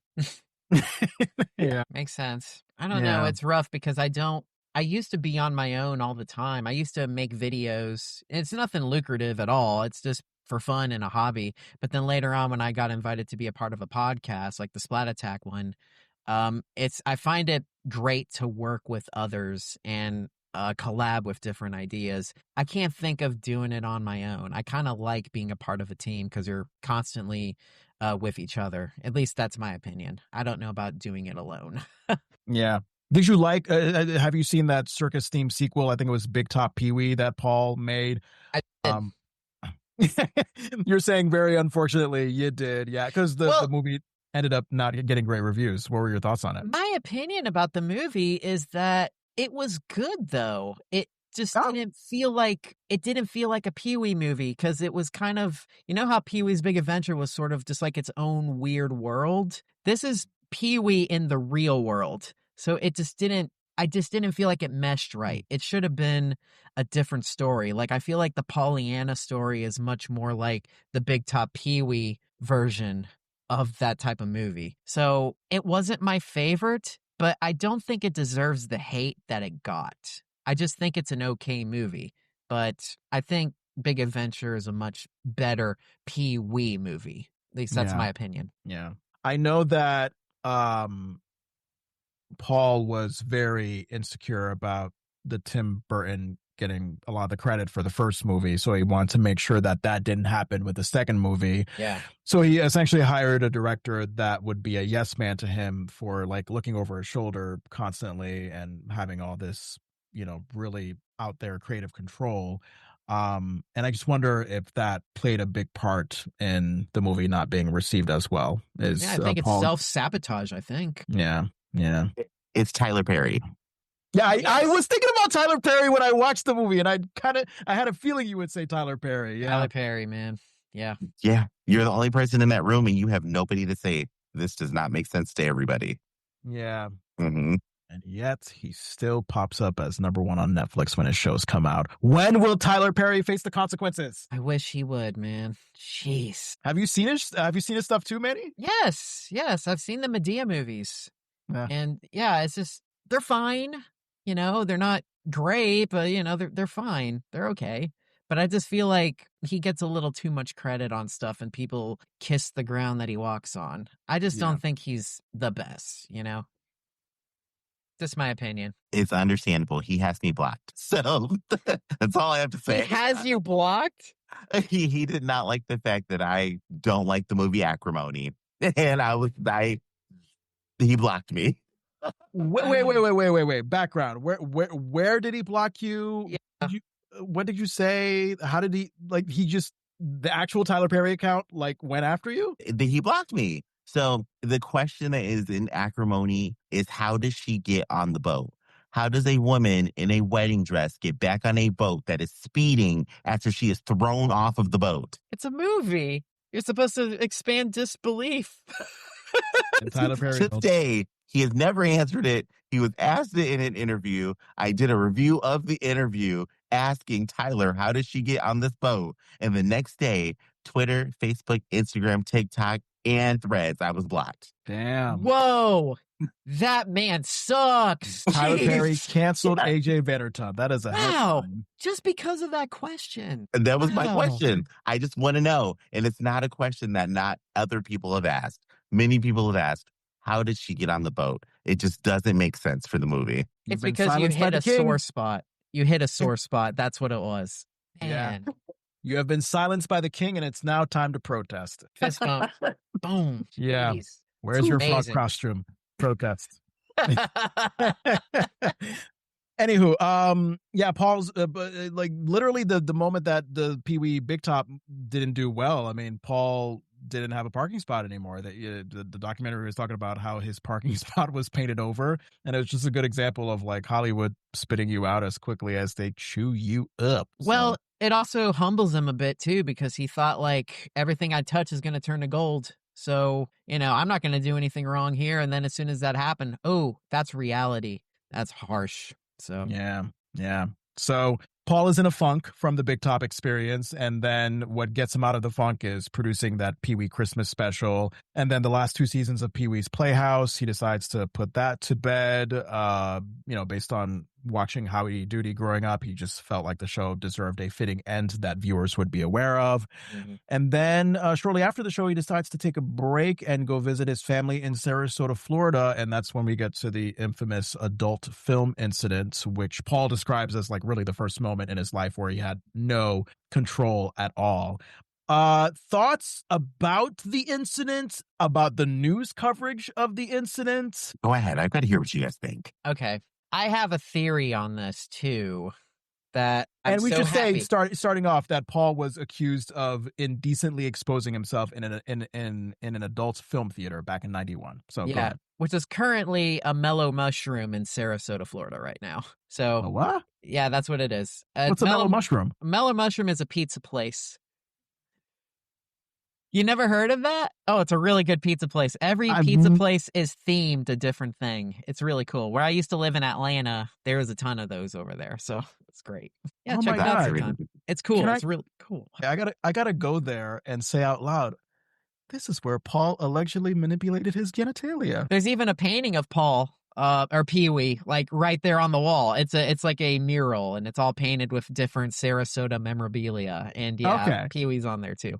But anyway, going back to the incident, my theory is that years later, there was an episode of the Howard Stern Show from '91, obviously talking about this incident. So Howard calls the adult film theater, and apparently it's a 24-hour operation. The movies continuously play, and there's also a message that says, visit our gift shop where you can buy a lot of novelty items.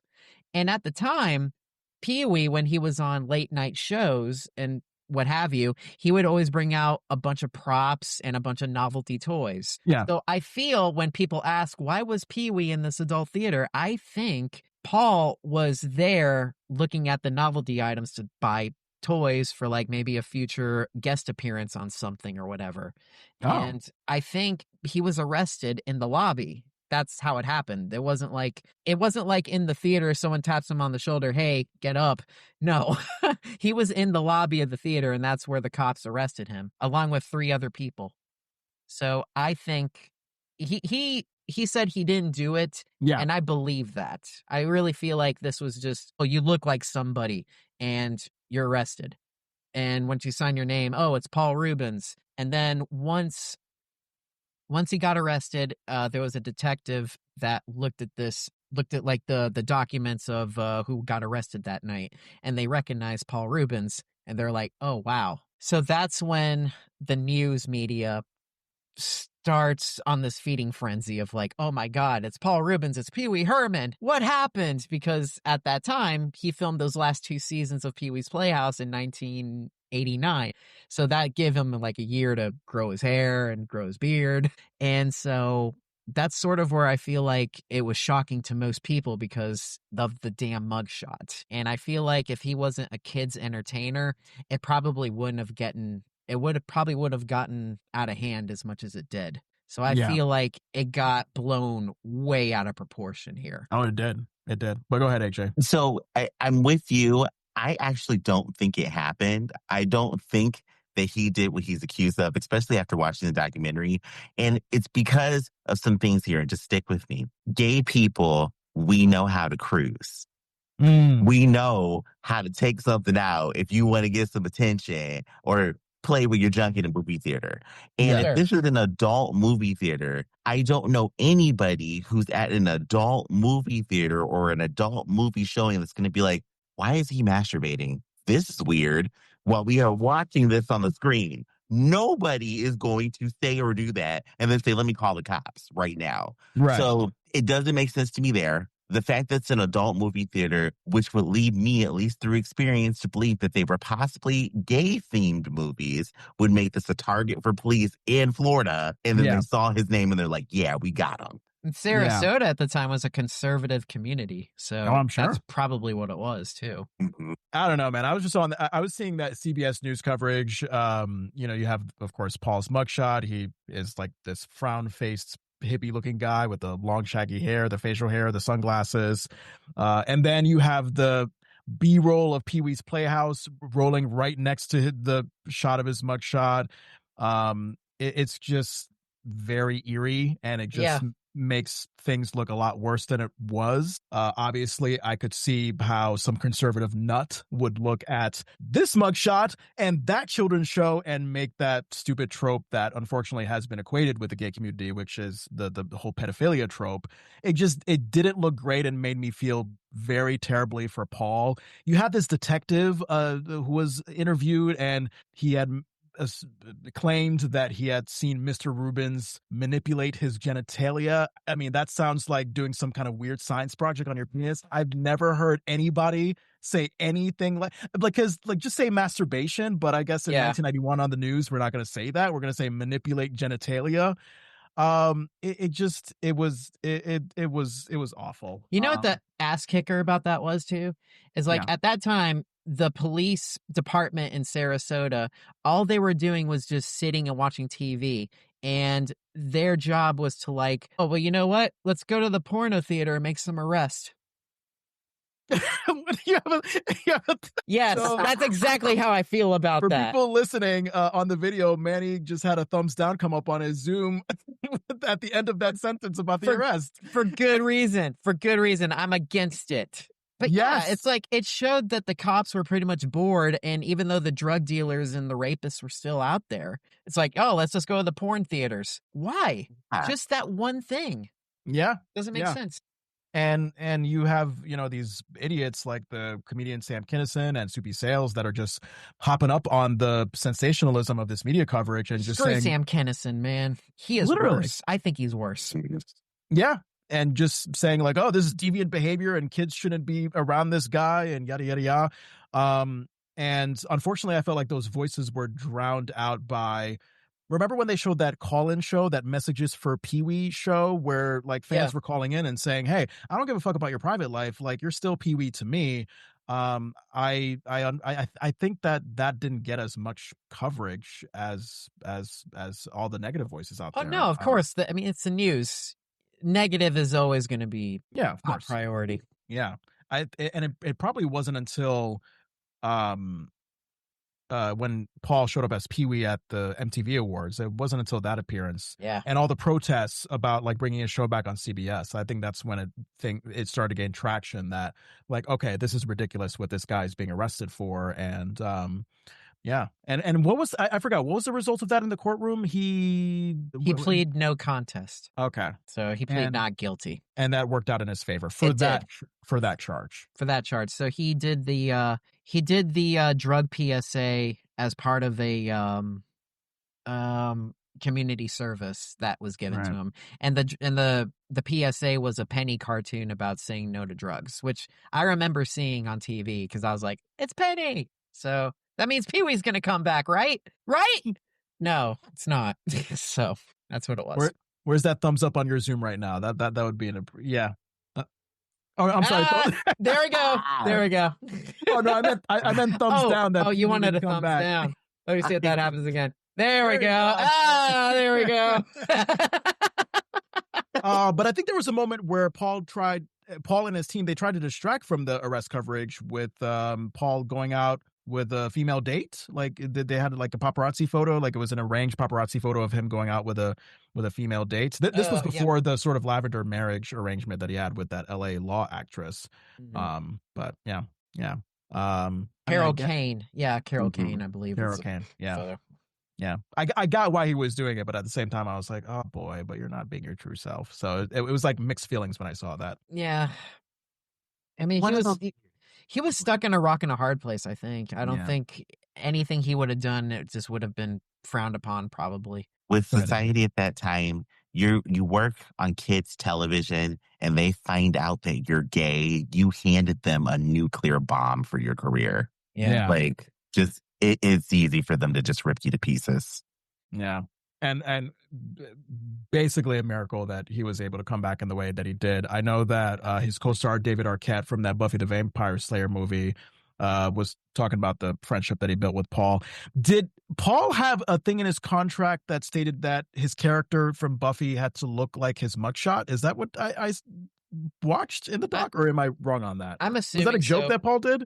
I don't think so. I think the Oh, okay. director who was directing it was like, I don't want Pee Wee Herman back. I want the guy in the mugshot. That's who I Oh, want. So he wanted him to look like he did in the mugshot. And Paul was okay with that. Absolutely. He was totally Yes. cool with that. Because I think it was a low point in his life, but I think he could also laugh at that moment too, of how Right. ridiculous it was.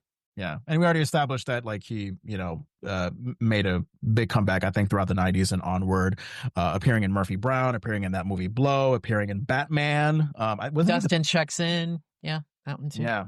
What was he in? Was he in the Michael Keaton Batman movie? Yeah, he was in Batman Returns. He plays Penguin's father. Yeah.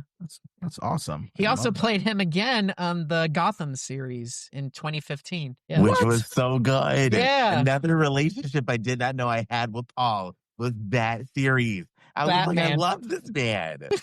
It's I great, love man. that. It Oh was my God, also that's- played with Simone, who was from Pee-wee's Big Adventure too. So that was kind of neat. What? Yeah, it's kind of neat. Holy crap. So things are going well with Paul, 90s, 2000s, with this blossoming career, because now he's known as what he originally thought he was going to be, which is Paul Rubens and The these, actor. Yeah, these versatile array of characters that he could play.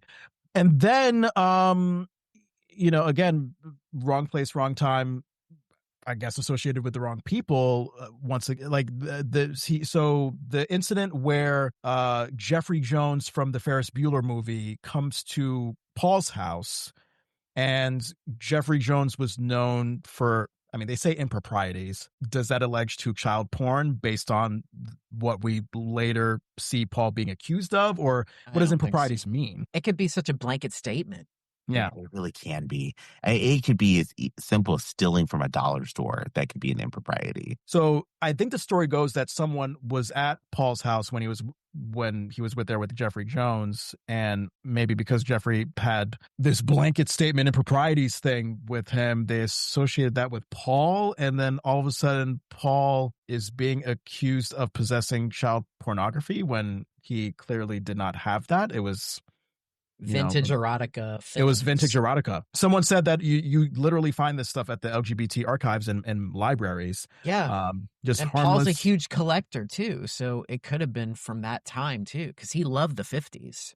So yeah, I'm wondering if it was Tom of Finland, like that kind of art. That's what I would imagine, but I don't know. And again, because it's something that I think was probably gay, it was blown out of proportion to make it seem like it's this horrible thing when it's not. Yeah. I mean, all the B-roll, like, just shows various, like, adult gay male erotica. It seemed fine. And there was nothing wrong with that. Yeah. Nothing that I saw. Yeah. And, a lot of the stuff was stored, barely touched. So that added to the fact that it was just a collection and Paul wasn't doing any creepy daily stuff with it, whatever that means. But yet, because he was in the same place with the wrong person who gossiped to this sort of political influence who was trying to win points in the town that Paul lived in. Yeah. All of a sudden, Paul had this possession of child pornography charge on him. And I think that had turned into a charge of obscenity, which he agreed to, and he didn't end up being charged for child pornography, which was good. But then it was like, he couldn't be like unsupervised around children for a degree of time. He had to register as a sex offender for 3 years. So it was just sad because it was like, oh, this guy, came back really nicely from the 1991 incident, and then you have this stupidity here, which again goes Which into the trope of like, oh, like here's a man who might be gay and he might be into children like that, and it was just terrible. I think it was just they saw dollar signs and they just wanted to just exploit that. Because Yeah, really, Paul did nothing wrong, and that collection is not what they say it is. yeah, So it's ridiculous. It just irritates me. I don't have anything to say because all it would be is expletives. Because it's just literally like, what the fuck? Leave people alone. yeah, Exactly. Just leave him alone. Yeah. yeah, yeah, yeah. But thankfully, it looked like he had enough redemption on his side, and he brought Pee Wee back as both a stage show and a holiday movie. I think the stage show. He did. Manny, do you remember like how that stage show was brought about in the 2010s? Was it like Yeah, it's very interesting. Back in 2006, Pee-wee's Playhouse started showing on Adult Swim, and that's where a lot of my friends finally got to see Pee-wee's Playhouse, and they know about the show that I told them about. oh, And around that time, Paul started to get more light in the media, doing more talk show appearances as well. And he was even talking about a new Pee-wee's Playhouse, the movie. So that was a new script that they were talking about. The same thing with the Pee-wee Herman story, which was like a look in the way of how Pee-wee um went into stardom, and then all of a sudden it was all taken away. It was kind of like a yeah, dark rated R Pee-wee movie, which I would have loved to see. And so that sort of brought on more attention to the stage show. But then he wanted to bring Pee-wee back sort of like as a surprise. So in 2007, he went to the Spike TV Guys' Choice Awards as Pee-wee Herman for no particular reason at all. That was the first hmm, time Pee-wee was Pee-wee since 1991. So wow, everybody was taking pictures. Will Ferrell was taking pictures with him and stuff. So it was really cool. And then that got enough attention in 2009 to do the stage show. yeah, Originally, it was in the Club Nokia Theater in LA. yeah, And so then in 2010, it moved to Broadway. yeah, And it's sort of like a retelling and a rehashed version of the 1981 Roxy show with a yeah, few new things added. It has more Pee-wee's Playhouse references to it. Cowboy Curtis is there too. Globy's there. Magic Screen's there. Cherry's there. hmm, So it's a neat retelling of the 81 version with a few little new quirks to it. Like they have a character called Sham Wow there as well. oh, okay, And uh oh geez. Sergio, the Playhouse uh, operator or whatever, construction worker. yeah, So yeah, it's kind of neat. It's a really neat show. And it was pretty much just done like Paul just said, like, why not? No time like the present, right? So hopefully this will bring some more eyes on Pee Wee Herman because he also wanted to do another Pee Wee movie, and that's sort of gained more attention to that. yeah. He did the Pee Wee Holiday movie, I think, with the production help of Judd Apatow, Yeah. and Judd's producing partner, Paul, whatever his last name is. Do you Paul know? Rust. Paul Rust, who I loved in that Netflix show, I think Love with Gillian Shea. I believe so. Yeah, it was a show. It was a great romantic comedy show that was on Netflix like years ago. I loved it, so that's where I recognized him from. Okay, so yeah, we have Paul Rubens coming back as Pee Wee with the holiday movie and with the stage show, and then Paul's control freak tendencies kick in with the documentary. Like he stopped cooperating with the doc, I think a year into them producing it. I think so. Yeah. And then we hear this phone conversation that he has with Matt Wolf about like, the insecurity about how the doc will portray him and hopefully portraying him the right way that he wants to be portrayed. And then you get this sort of black slide that is again eerie that says that Paul never completed the final on-camera interview. And then it just so happens that the day before he died, he records an audio message that expresses what he hoped the perfect documentary of him would look like, what he hoped his fans would see. And it's interesting to hear, not only because of how Paul is expressing this idea, but I guess because this was the day before he was dying of cancer, yeah, he sounds weak and unrecognizable and a little bit more bassy. Like you can hear that this was a guy that didn't have too much time left. So I don't know. What did you guys think as you were hearing these final words from Paul? I cried. Yeah. I'm not gonna lie. There was so much that was, I think, just bringing back memories I never wanted to think about. Yeah. You're in that portion where I was just like, I'm happy that we got to hear the actual final message. Yeah. But at the same time, I was like, God damn, it's over. And that's how I just thought, I'm just like, I hope that he's happy and at peace with what people got to enjoy from him. That's a really great way of putting it too. Yeah, I was really sad when I heard this last message as well. But much like I said earlier, it really makes me happy that Paul gave all he did. He gave like 150% to what he thought would bring people joy. And in the end, that's pretty much what he wanted to do. And I feel like he succeeded with that. So it was a really nice, but very depressingly sad message at the very end. Yeah. And while he was saying those final words, I was wondering, like, oh, like, did he give permission for all of this to be released? Because, you know, he was having second thoughts, and then it was confirmed that he did take a leap of faith, like, just before he left us, and that, you know, he decided that the documentary should be finished. And it was nice. It was nice to hear that his final days, he was in a loving relationship. He had friends that were great surrounding him.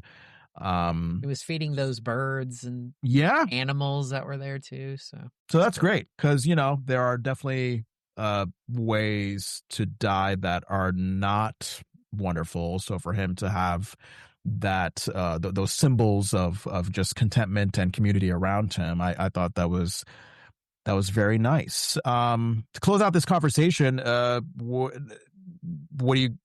what did you guys think of Paul Rubens after the documentary versus the beginning of it, if there's any change at all, you know? There is a whole change. Oh. There was, because I didn't know much about Paul before this. And it wasn't until just watching the documentary, seeing the things that I had not known that influenced part of my childhood and adulthood. It went from this man who I would probably walk by and not say a word to somebody I'm ready to drop acid with and have a great time. Yeah. Yeah. I see that. I mean, my God. I don't know if I would choose acid, but definitely the marijuana I would do. Definitely the Mary Jane, as the kids say. as our youngsters say, Mary Jane. The devil's lettuce. The Green Goblin. Manny, what did you think? If anything, like did your thoughts about Paul Rubin change at the end of the documentary versus the beginning of it? I don't know. I've always had a love for Paul Rubens and Pee Wee Herman. That's never ever gonna change. Yeah. So it was great to see all the new information because, like I said, we didn't know anything about Paul's past because he never talked about it. So seeing this really rare look of him being vulnerable and opening up as much as he wanted to about his past, his relationships, and his life, it was brilliantly done. And I'm sure it was not a really easy task. I mean, I've seen many interviews with Matt Wolf, and he says it's one of the hardest things he's ever done, especially like interviewing somebody. He says like there's moments where it's like, I just wanted to quit, but he didn't. And I'm so happy he didn't. But wow, I can see how much of a challenge this would have been to do. So props to him and for Paul for being such a great sport about it. Seriously. Yeah.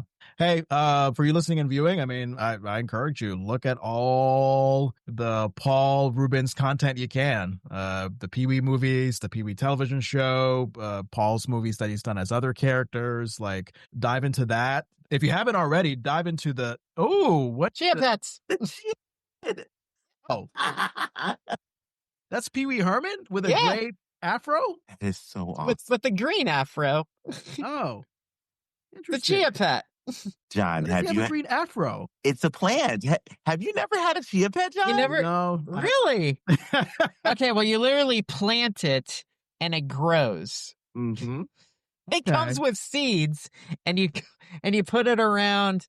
You put it around the hair like that, and then in about a few weeks, it grows into like a bush. So that's what Got they it. do. That's what a chia Yeah, for pet a is. moment there, I thought that was the face of Robert Kraft. I was like, what the hell? Is that the Patriots owner that got caught at that Asian spot? Like, what the hell? Anyway. Not quite. It's like Is he probably. Cosby Herman? What the heck? Yeah, no, anyway. Everything okay, AJ? Yeah, I think that. Oh, okay. That's my neighbor's dog. I just heard something like run and somebody scream, and I think he was calling his dog. Good. Oh my God. Okay. He wasn't being attacked by the dog? That's what it sounded like. What? Ask him if you can watch him have his dog eat food first. Yeah, and film him. This was a great, very extended, very interesting conversation. Thank you guys for being so patient and so fun throughout this. Watch the docuseries. I mean, we probably have spoiled it for you, for those of you listening and watching, but who cares? Still watch it. It's awesome. You need to watch it. Don't listen to us. Stop in the middle and watch it, and then listen to us again. So, There you go. As himself. It's still streaming on HBO Max. And if you want to have more of this wonderful podcast content, find The Delicious Culture wherever you get your podcasts. We're on Apple, Spotify, iHeart, Amazon, SiriusXM, wherever you get your wonderful audio podcasts. Full video episodes are on YouTube. For whatever reason, Spotify, as of this recording, it's impossible to upload anything on there that isn't audio episodes. So we don't know if we're going to have video episodes on Spotify, but you can still get the episodes video-wise on YouTube. TheDeliciousCulture@gmail.com is where you can email us, at The Delicious Culture on Instagram, Threads, Reddit, YouTube. Follow us there. TikTok at Delicious Culture. You can follow my TikTok account if you'd like. Here's a difficult username to remember. I'm at John.Francois, the number one. So It's simple. You're right. JON.FRANCOIS, the number one. That's where you can find me on TikTok. Manny, please promote your stuff. How can we follow you and your content? All right. You can follow me on Instagram at JOramas25, or you can follow some of my other work with the collaborations of the wonderful Splat Attack crew: Alex, Kat, Jordy, Megan, Kylie, Heather, and I believe that's it. I know there's so many people. It would be so easy to We forget all of do them, so. fantastic work, and please check us out on at Splat Attack on Instagram and TikTok and YouTube as well, or at Splat Attack Podcast. And what was it called? Baby Biters, the podcast that you do with Baby Biters. No, it's Bedtime Banter. Bedtime Banter. Check it out on Spotify. Baby Biters is a great name, though. No, we don't want to encourage the biting of babies. They're delicate little creatures that come into the world innocently. You can check out some crazy before you go to sleep conversations on Spotify at Bedtime Banter. That is Heather and my podcast that we talk about crazy questions before we go to sleep.